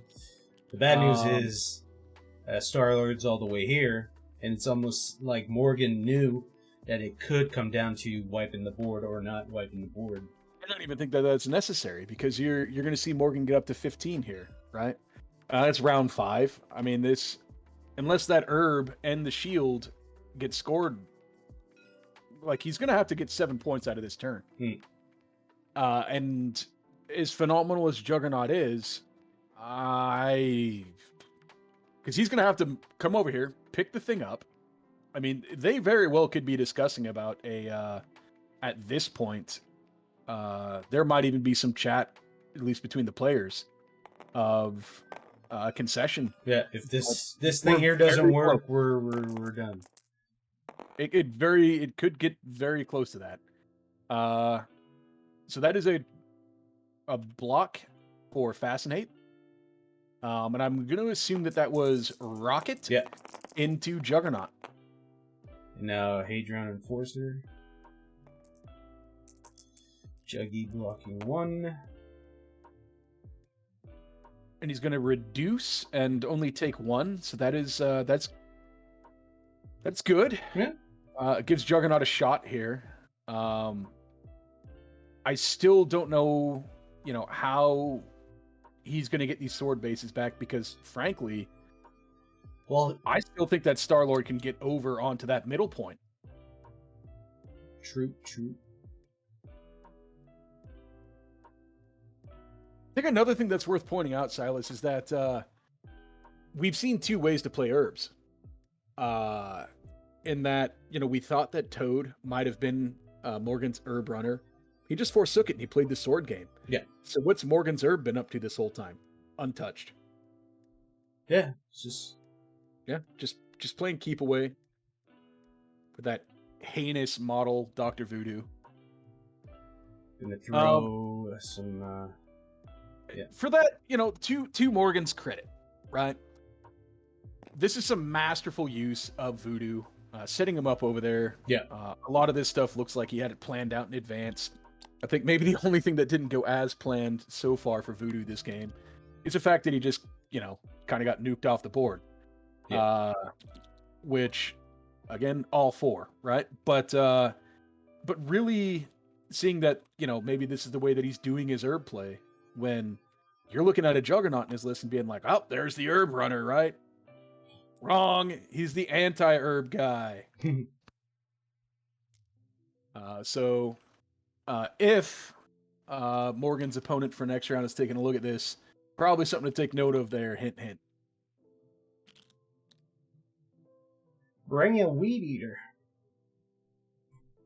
So we got Juggernaut going here. One of the things that you can kind of notice from the board state is that he's essentially gonna basically cause Juggernaut to make a choice. And if I'm Morgan, I want him to attack Rocket. That's just more bait out there. Yeah. Because Oh my and god. that's the whole reason that they're spread apart. Rocket lives. 'Cause that's only 3 damage and he's got cover. 3 damage and he's blocking 1, takes 2. Yeah, that's That's a bad time. But he does have. Did he get a wild for that? He doesn't even get a wild for that. No, yeah, it doesn't even get anything. The trigger. So he'll have to spend 3 and just bump him to kill him. Which is fine if you're Morgan, right? Because again, we'd already kind of established you need 7 points this turn. Oh, and he's not going to get it. Got the extra damage now. Yeah, good. Screw him. But if you're Morgan, you splitting those out to create that target. So many people they see Rocket out there. If they see him isolated, the natural reaction is to just smash him up and just turn him into a pulp.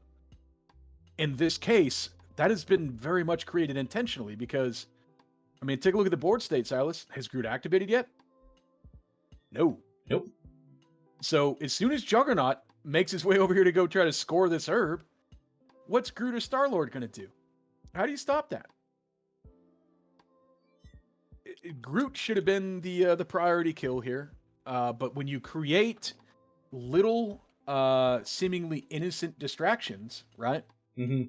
That's what you're going to run into. So right here, technically what Groot is going to do here, if he gets that point, that's pretty much game over. That is pretty much game over. There is no... so it would require 4... The most that Fascinate can score would be 11 points in the rest of this game. If he doesn't get 7 this round. So if Groot rolls this... Now, the other way that Groot can do this is he can just go for a physical attack into Juggernaut and see if he can get that 1 damage through to I am Groot him. Yeah. Because that is, maybe a little bit dicier. Yeah. And even I'm not that greedy. So he's going to roll for that point and just try to shut the game down right now and not get it. Interesting turns of events. But still. Yeah, this is still very much an uphill battle. So you're seeing right now, boy, if I'm Morgan, that might have been his only mistake. That might have been his only mistake in this match, is that he might be body blocking a little bit too much with that Groot there for his own Star-Lord. You saw him take out the measurement tool. He still has a move, though, so I think he's just going to move that. Nope. No, he's going to go ahead and correct himself. But I would not risk bringing... Oh, mind you, no, never mind. I didn't say that. It's the last round, next round, so there's no way he can KO Star-Lord. All Star-Lord needs to do is potentially just run over there and roll for the point. So you're going to see him come in. He's going to get within range of 4, hit and run off of it, go as far as he can towards the point. Or you can just walk up, shoot him, hit and run back, and just call it good. I don't. Oh, he's going full auto then. Let's go. Okay. All right. Maybe Morgan's giving him some dice. I mean, I feel like this creates an opening in the game, though. Not much of one, so you got a Winging It token coming through for Morgan. He's already hitting for 3. Juggernaut's blocking 1. Hitting for 5. 5. Good God, those Winging It tokens have been on fire for Mr. Reed. What are you doing? I don't know. It's a new technique. I will not use these dice.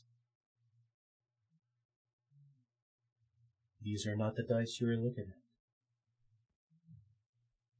Oh, I think he was pointing out to him like what the Winging It tokens were. Did he? Gotcha. Did he have a Winging It token on him? He thought he had a Winging It, but he okay, didn't. so he removed him. So he okay. removed him. Yep. Okay. Thanks. I forgot what his name is. Quote my name. That's why I forgot his name. Yep. Yeah.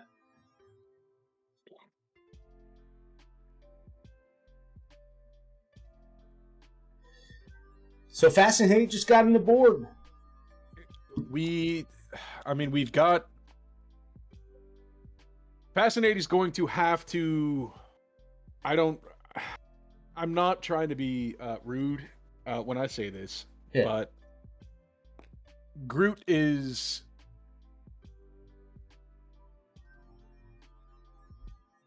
Groot still like is super still healthy. So, and Star-Lord is still healthy.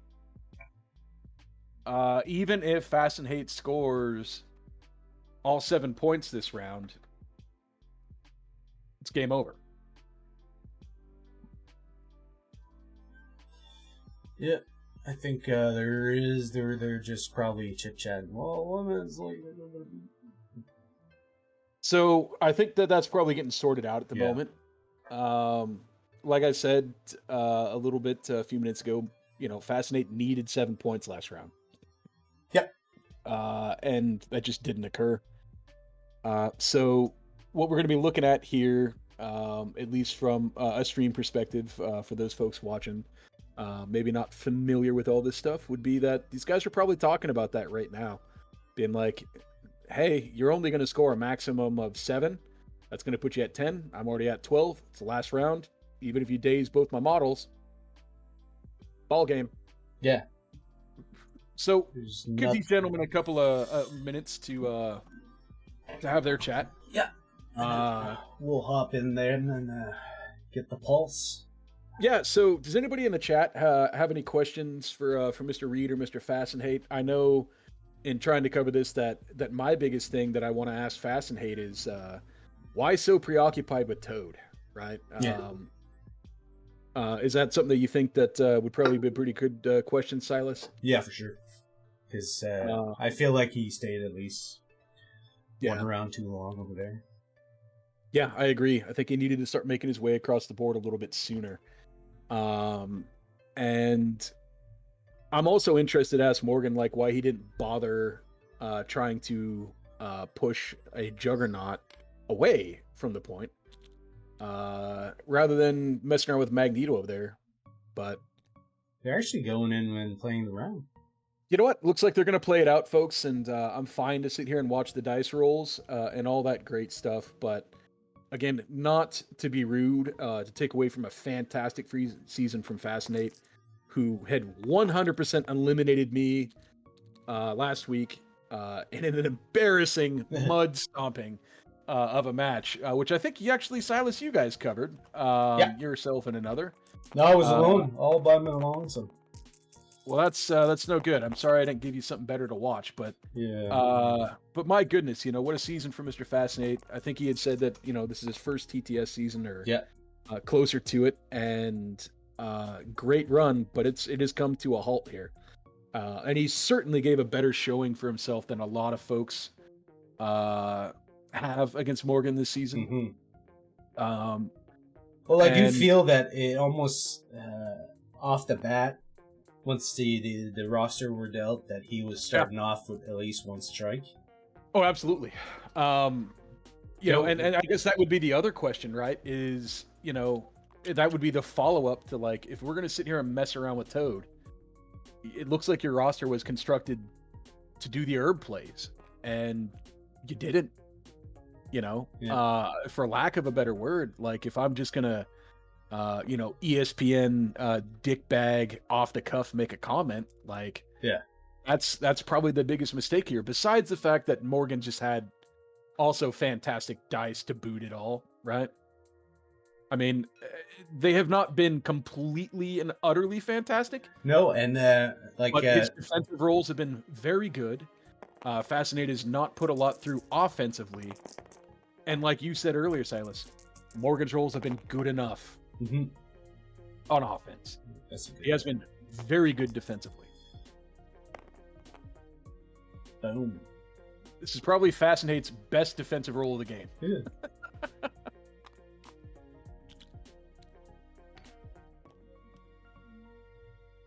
And he's going to get staggered and thrown for his trouble. So there's I Am Groot. That's like putting in the blade and then just like, here you go, fucker.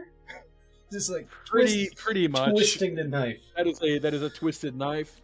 For all of the Criminal Syndicate players here, we call this cruelty, right? Or if you're really cocky, you do that. You throw him towards his vessel. It's like, go, little one. just throw him into Magneto. I mean, there are plenty of ways to get this thing over with. But from Morgan's perspective, right? You want to come back here and daze up my Groot. You want to come back over here and not reach my Star-Lord. Go score your herb. It doesn't matter. which sucks, right? Because, besides the dice being what it is and everything else, Voodoo was completely pivotal in this matchup. Besides anything else. I mean, come on.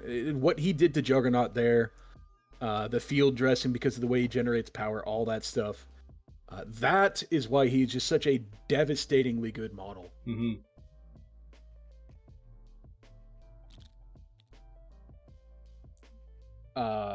Do you have any thoughts on, like a match MVP?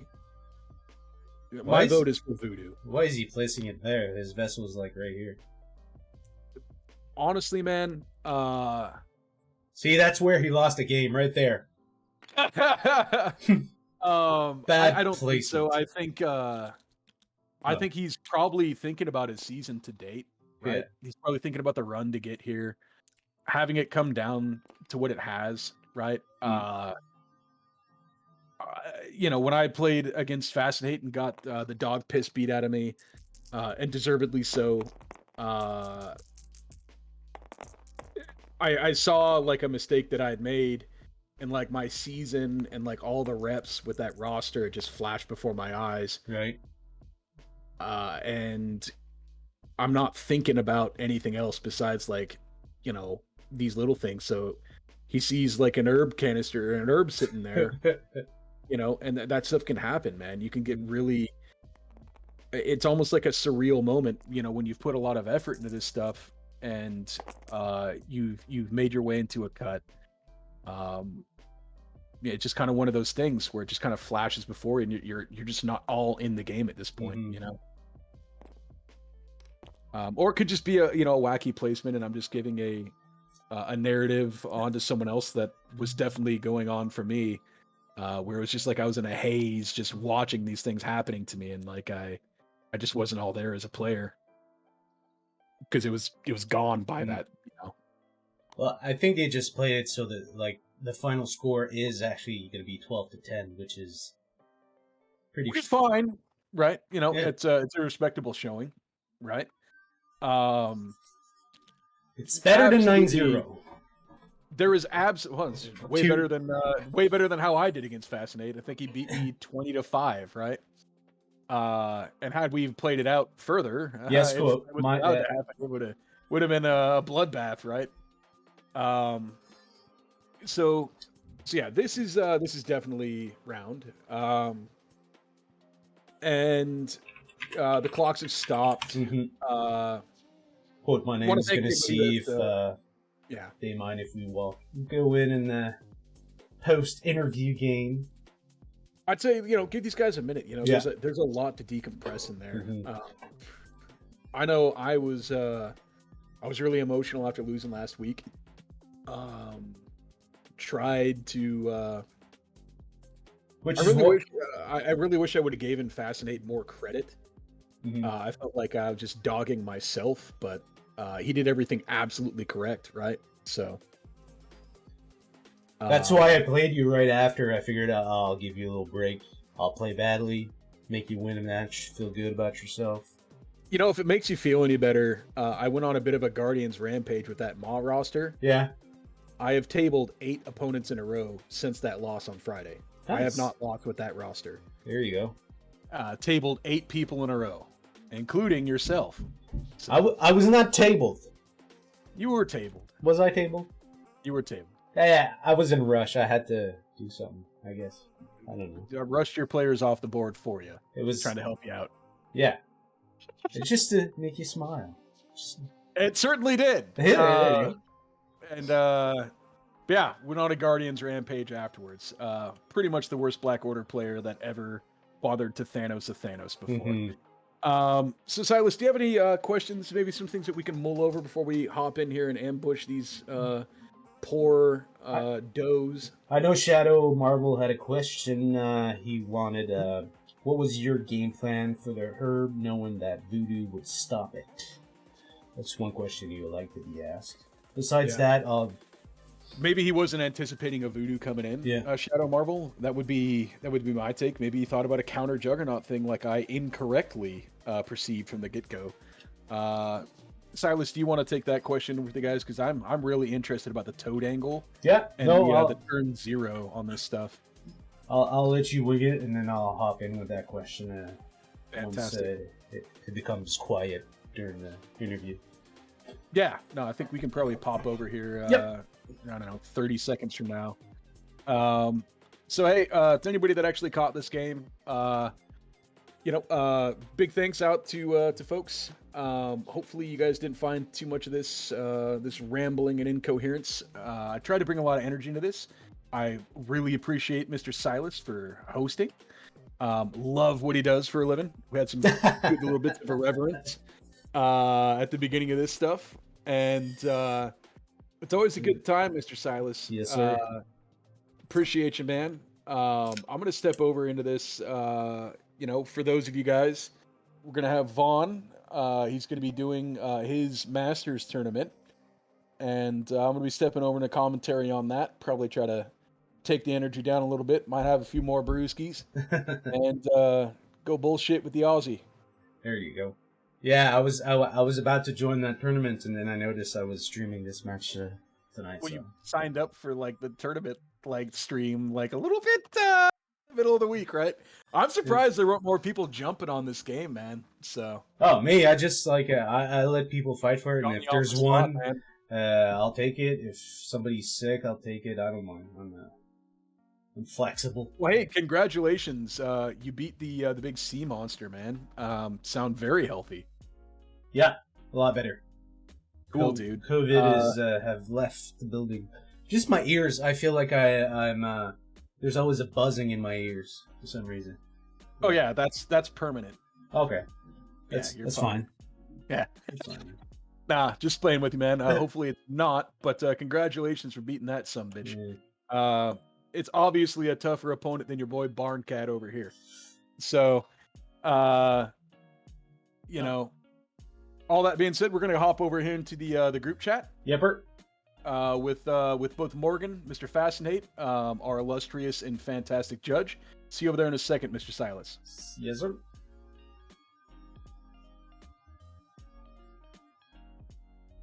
When she was injured, because then effectively it was going to end up she was KO'd. Good evening. Great Hello, match. Great match. Barncat should be joining us real soon. I think he just jobbed him. Barncat beat you, buddy. No, he's right there. Always here. He's always there. How you guys feeling after that? Fascinate, Morgan.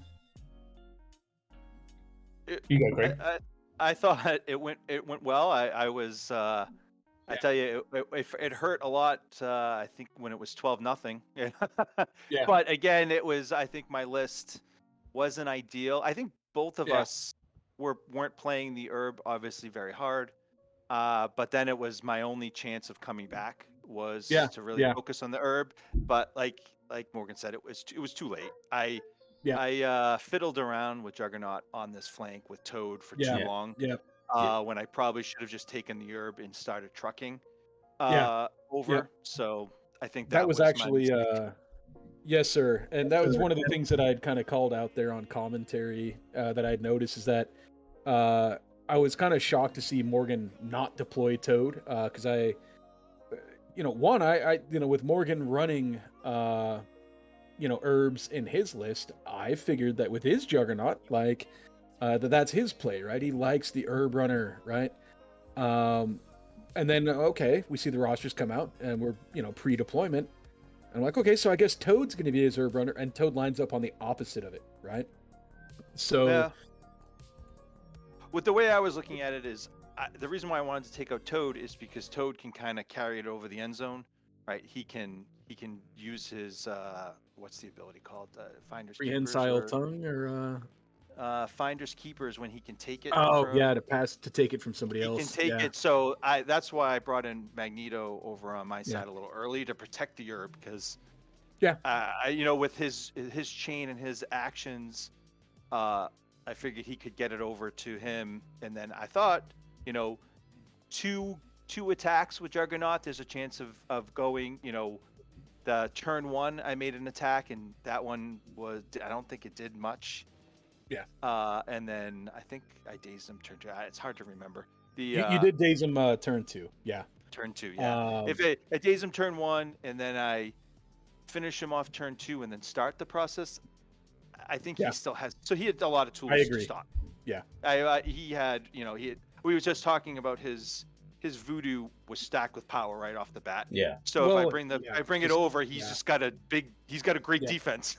I'm not running that flag in with voodoo standing there with enough power to just make me drop it. So I mean, admittedly, that was a very obviously savvy move by Mr. Reed. I guess, especially going into that turn 3, that was kind of like the biggest question I had for you is like, why are we still messing with Toad here, right? I thought that looking at your roster construction from turn 0 and looking at Morgan's, that, Morgan with his 5 wide on sword was going to be playing sword bases heavy, right? And that Toad was just simply there as purely a distraction piece to, if you can get rid of him really quickly, fine. If you can't, he's going to sit there and he's probably going to get that sword base and you just let it go. But you got to get your 4 points on the board. So, do you think that was something that kind of worked against you as far as maybe like a bloodlust onto him? No, like I said, I think my idea was that he brought the herbs, right? If you're bringing the herbs, you usually have a good plan for the herbs. I feel like he probably had a better plan on what to do. I was trying to. What was that? That might have been a little bit of feedback there for you. So. Oh, okay. So in my mind, it may or may not be the case, but I didn't want to leave Toad there because I felt like I said, he has more activations. His guys are pretty fast. Magneto's so slow. Yeah. So I was like, I got to get Magneto on the herb to protect it. And then kind of Juggernaut was there to kind of stop his herb play. And like I said, I was hoping to make it, by turn 2 to kind of cut that out a little bit. But even then, he still has an extra model on the table than me. I was playing uphill with the swords. I certainly wasn't excited when these. I wasn't excited when these the scenarios flipped over. That's for sure. Boy, and it was something that in kind of looking at the. I don't know. I guess I try to like to do a little bit of roster study before I do these commentaries, right? And I gotta say, from my perspective, I was so excited to see herbs out. That we're looking at premier herb teams here, right? And what's going to be the give and the take, and what angle are we going to approach that from? Which kind of leads into my question. For this is actually kind of a dual part question for both you guys, if I might preface that. But it leads mostly into Morgan first, who I think went with a little bit more of an exotic look on turn 0 for this. Morgan, with your roster construction, again, it looked more to me like a traditional, I'm playing Guardians of the Galaxy, let's go 5 wide on sword, and let this be my thing. My anti-Juggernaut herb carrier play is potentially using the sword-based consoles as that, or that's a way to keep myself in the game while I've got more activations as he's making the way across the board.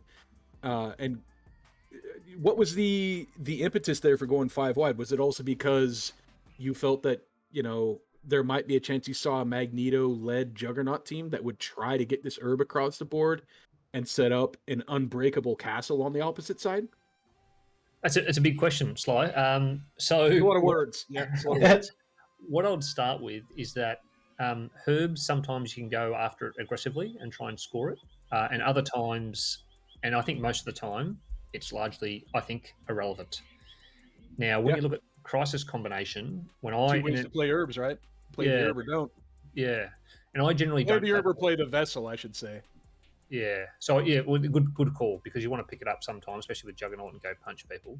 But when I look at this Crisis combo of Sword and Herb, to my mind, he could score Herb with his Juggernaut late game. But so my game plan then was, okay, I want more bodies to score the Sword base and dominate the Sword base scoring if I can, to then mitigate his late game Herb scoring. And I'll take Voodoo there as a bit of insurance. So I was playing a bit of dancing on the sword with Voodoo there.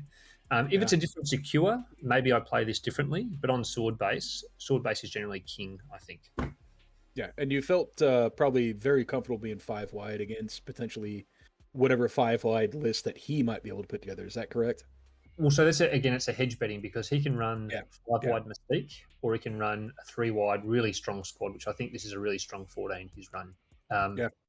So I could do 5 wide, or I could do 4 wide. I could do some silly 3 wides, I suppose, as well. But that's probably a little bit more matchup dependent. If I knew what he was doing, because I didn't know what he was doing, I think 5 wide is the safest on sword, because you've got bodies to get the consoles. When you start going 3 wide and 2 wide or 4 wide into your opposition who's wider, you are relying more on dice attrition to get you the advantage than the sword base attrition, or the sword base, I suppose, push and control and scoring. So the safe money in my mind is 5 wide. Anything less than that, you need to go big on your dice. Yeah, and therein lies the luxury of being able to bring a Voodoo in your list to also be a cancellation at the end of it. I think that from my salt, that Voodoo was the MVP of this game. So, Mr. Fast and Hate, same question to you. What was the thought process in going 3 wide in this particular Crisis setup? My thought was that I thought he was going to take Hulk, or there was a good chance he was going to hit. He has some big hitters in his lineup too. He's got Juggernaut as well. He's got he's got Thanos, and he's got Hulk. So he's got a lot of options there. And his core Guardians is so cheap, he can really run any of those and probably still get 4 wide. So I was like, if he brings a Hulk and I go wide, I probably just die to Hulk. So that was the idea. Was I didn't want to lose quickly, so I ended up losing slowly. So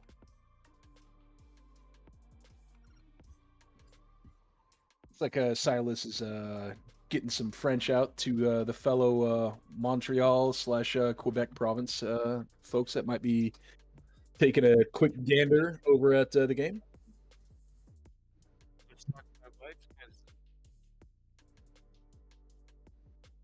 Record Mike. No worries. I tried to give you the professional angle, but you went with the wife angle, man. Come on. Throw us a freaking bone here, homie. So, Mr. Fascinated, I like that thought process there. Morgan had, very directly and clearly stated that, this is a very strong 3 wide list. I am very much inclined to agree with that. I think this does kind of come down to you just abandoning that Toad thing there, and figuring out how we're going to deal with Dr. Doodoo once you get over to the other side of the board.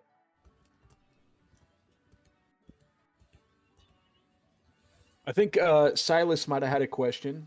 That was brought in by. Actually, we got 2 questions technically from chat. First one is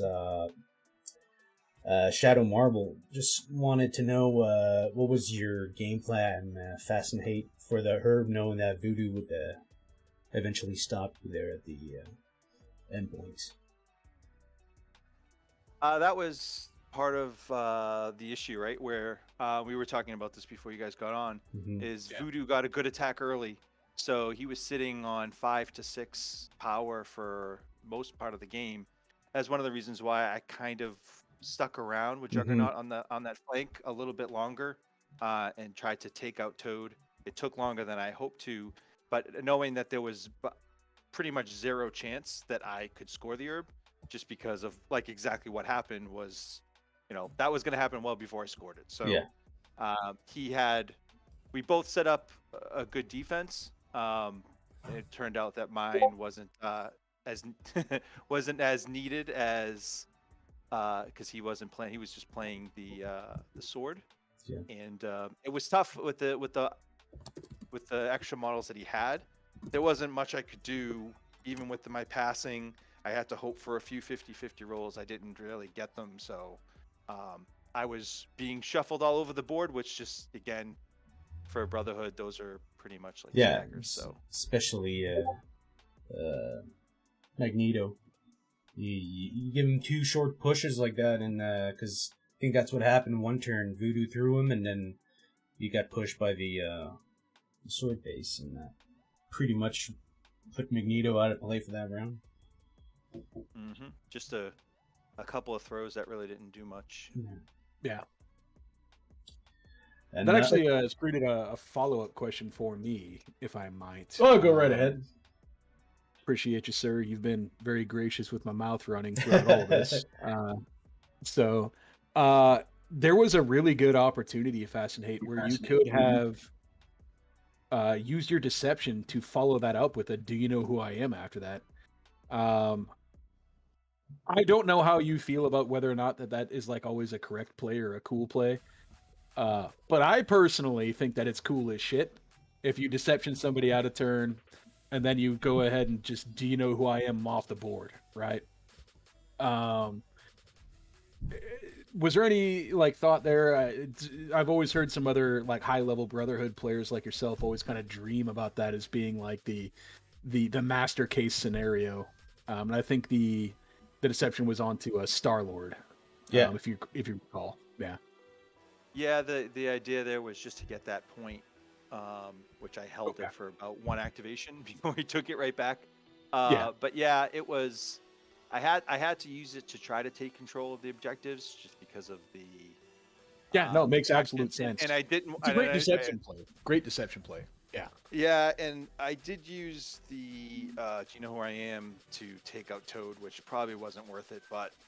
But it saved you that's an when activation, though. Yeah, so. that was when I was like, I have to move on from this Yeah. to get Jug involved. So. Well, and at that point of the game, like, he can't be allowed to exist since you've already committed so much to it, right? So if you can get rid of him and do it without an activation, no harm, no foul. Yep. I do think it's worth saying. I mean, I thought Greg played really well, but I really did think that I had the rub of the green for the variance luck, especially to about round 4, and I think it leveled out around about round 4.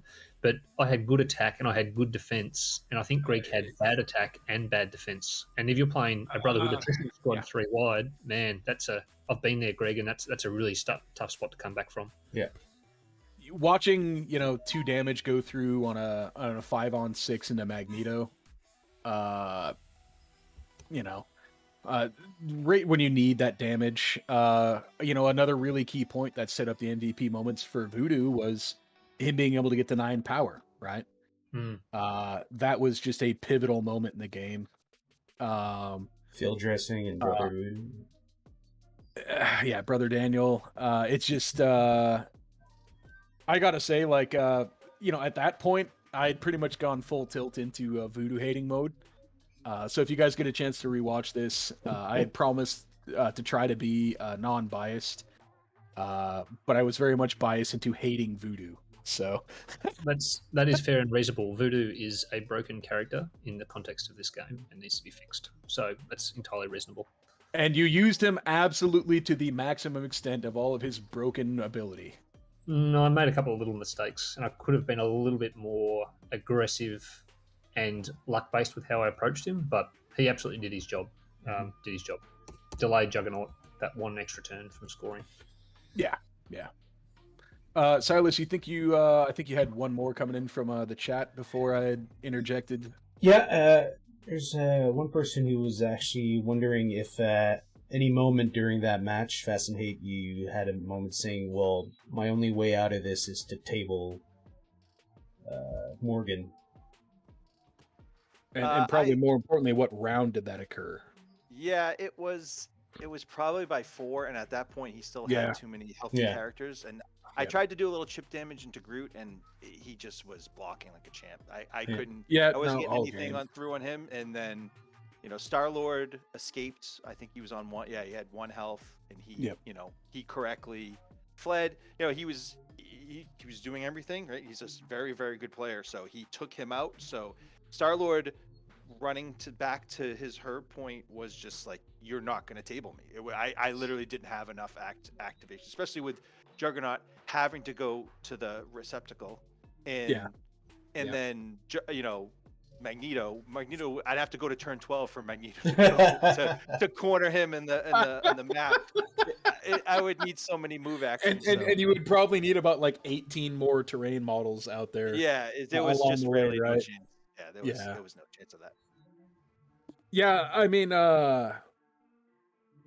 it was a tough dice game for you. In my opinion, credit to your opponent as well. It was just a really well played game from an objective standpoint as well, right? So, it's one of those things, man, to where it's like, boy, you want to talk about a bad matchup, having Voodoo waiting on the other side there, that's really rough. So, just well played by both gentlemen. It was a pleasure to commentate on. Hopefully, I crapped on Voodoo enough. I would have loved to have seen a little bit more live dice on both sides. I think there's a couple of opportunities where you could have gotten a good run, especially around round 3, Mr. Fast and Hate. Greg, is that something that you would also go by? Yeah, that's fine. Doesn't matter. Yeah, but yeah, Greg. So I think it would have been really cool to see a turn on that in round 3 too. But it is what it is, man. Want to congratulate you on a fantastic run. You said this is your first season in TTS? No, I've played in a couple before, but this Okay. was the first one where I tried to put together a strong list. Yeah, were you just running some jank prior? There was a season I played Asgard, and I think I might have played X-Men in another season. Ain't nothing wrong with X-Men. Ain't nothing wrong with But X-Men. this was before. Oh, before X23, Rogue right? and X23. Yeah. So Okay. I played 2 seasons prior, but certainly didn't have the success of this season. I think you've had phenomenal success this season, sir. I think a top 8 finish when, correct me if I'm wrong, Morgan, but we had, 80 people in league last year? Something like that? Or last season? In where, sorry? Season 6. Season 6 had 80 participants, right? For what? For the central bracket? No, for season 6. No, how season many 6 was- participants were there in the world? 270? No, that's season 7. No, season 6 was about the same. Maybe it was 250. It was about the same. It was 200 and mid 200s. Yeah. So what you're saying is that season 7 had more. Yeah, it's got more, but not by a lot. It was pretty close. But I'll have to Congratulations, Fascinate. The Thanks, hardest possible cut that you could have made your way through exists in this season, right? So, for God's sakes, I thought I had those numbers all wrong, and I wanted to really say something nice there. No, you are. I think you're right. I mean, Greg played Morgan fantastically. totally stopped you there. You're trying to tell Fascinating. You did great, man. We were almost 300 this season, and you finished in the top 8. And Morgan's like, yeah, it's like every other season. There's not that many much. Yeah. It's not that big of a jump. He It ain't is that. a big of a job. It's fantastic. He did amazingly well. I thought, Greg's he's a really good player, and I'd love to play you again. I agree. A A wonderful very, player. very steady, And awesome player. Yeah. Didn't get tilted. I was really impressed. Or if you did get tilted, you didn't show it, and it didn't appear to impact your gameplay. And I think how the variants played out, I really admired how you maintained your cool and just accepted the swings and roundabouts of the dice and just kept playing as best you could. So that's something I think a lot of players can look up to and try and emulate, because I thought Greg did fantastic. No, thank you. I think this game was about my usual dice. I've been running a little hot the last couple games that have been streamed. I think overall my dice are mediocre. Which You didn't even need the with dice against me, brother. You just slaughtered me regardless. But you got That's the the one dice thing- anyhow. The one thing that I try to do, even with Brotherhood, is I try to play the objective pretty hard as well, right? Because you don't win. Yeah. You don't win many games by tabling your opponent in this. So even if you're playing attrition, you still should be playing the objective pretty hard as well. You definitely have to make measures for both. I loved some of the little objective based swings of your round one game, which I had covered. I don't know if you recall that, but gosh, that was actually really fun for some of the scenarios it created to watch those web warriors just hustle those points, right? And it made it into a very competitive match. And all hats off to yourself, Greg. Fantastic season, man. I am proud to take an LTM myself. I will second, Morgan in saying that I'd love to get in some more games against you if you got some time. I'm always LFG, and hats off, brother. In that same vein, congratulations to Mr. Reed. You're moving on into to another top 4. I know that your finals favorite, Mr. Sooner, is not going to be joining you. So, and looking forward to your future matchups. Mate, wasn't is that there anything? To switch gears? Wasn't that Sooner and Mick Jenkins' game? I think that was the most electric game I've seen in a long time. That was an amazing game to watch. From a point scoring standpoint, yeah. Oh, it's just even just the violence and the point scoring, and I had Sooner heavily favoured. You want violence, man? Did you watch me in House Party, Will? There's nothing but violence. Come on, man. The tension was Sooner was on scoring and Mick was on violence, and I love it when the two opposing methodologies and to path to victories clash, and then you just see what comes out. But also, I'm cheering for my boy Mick Jenkins, who's only the third Australian to have made the top 4 in the season 7 or in the TTS leagues. So that's a huge shout out for him, and really excited to see how he goes. And absolutely I'd like to see him win it. Yeah, anytime that you can overcome, in my opinion, somebody like Mr. Sooner and what is arguably a very tough matchup for his list, into Sooner's list, is a big accomplishment. Absolutely. And he's running a more traditional, actual Guardians roster. Unlike yourself, Mr. Reed, it might be a bit of an imposter type thing going on here. a pseudo Brotherhood Guardians type thing going on there. Hedging your bets. Mystique should be in this roster. I had to remove her. She should be in this roster. I had actually talked about that at the beginning of the commentary, saying that he's literally one model away from having a dual affiliation that is a very capable point scoring team. Yep. Absolutely. So yeah, congratulations, Mr. Reed. So what that leaves you with out there is either a potential matchup against your friend, Mr. Jenkins, or the last remaining potential, unless Mr. Frederick comes through with another Brotherhood. So a lot of Brotherhood, a lot of Guardians, and hopefully, no offense to Mr. Frederick Backstrand, a Web Warriors in the top 4. You just want to see it. I like to see a little bit of variety out there. Variety is the spice of life. So I think at this point, though, you've got to like the Guardians going forward. Personally, and if you're Morgan, how do you feel about your potential matchups in the next round? I'm neutral on the matchups. They're all good players running good lists with different strengths and weaknesses. And I mean, doing this well is always a bonus. Yeah. So I'm really pleased with how the Guardians have performed, and I'm completely ambivalent on who I play next. I hope it's not. Having said that, I hope I'm not playing Mick Jenkins, because I would really like. Well, in fact, no. Even if we do, one of us is going to get to the final, which is a good for the Oceanic bracket. So I'm happy to play anyone, but it'd be really tough to have an Oceanic versus Oceanic and have to knock out an Australian brother. So. All right, Dizzard, you heard it here first. Mick Jenkins, Morgan Reed, Guardians on Guardians violence. Guardians gets in, also Aussies get to the finals no matter what. Guaranteed. But Morgan, ever the politician as usual, as they would say over on the Strike Better podcast. Big shout out to those guys. Absolutely fantastic work. If I might say, that is my favorite MCP related podcast. I love the way that you guys flow. Morgan, do you have any shout outs for anybody besides the boys over at Strike Better, Mr. Farmer, Mr. Mike D. Ambrosi, Mr. Vaughn, who's running the tournament as we speak? Well, obviously, thanks, Dan, for judging. QTR did a really good job judging. So thank you very much. Thanks to Nick for streaming. And also, Greg, once again, thanks for a great game.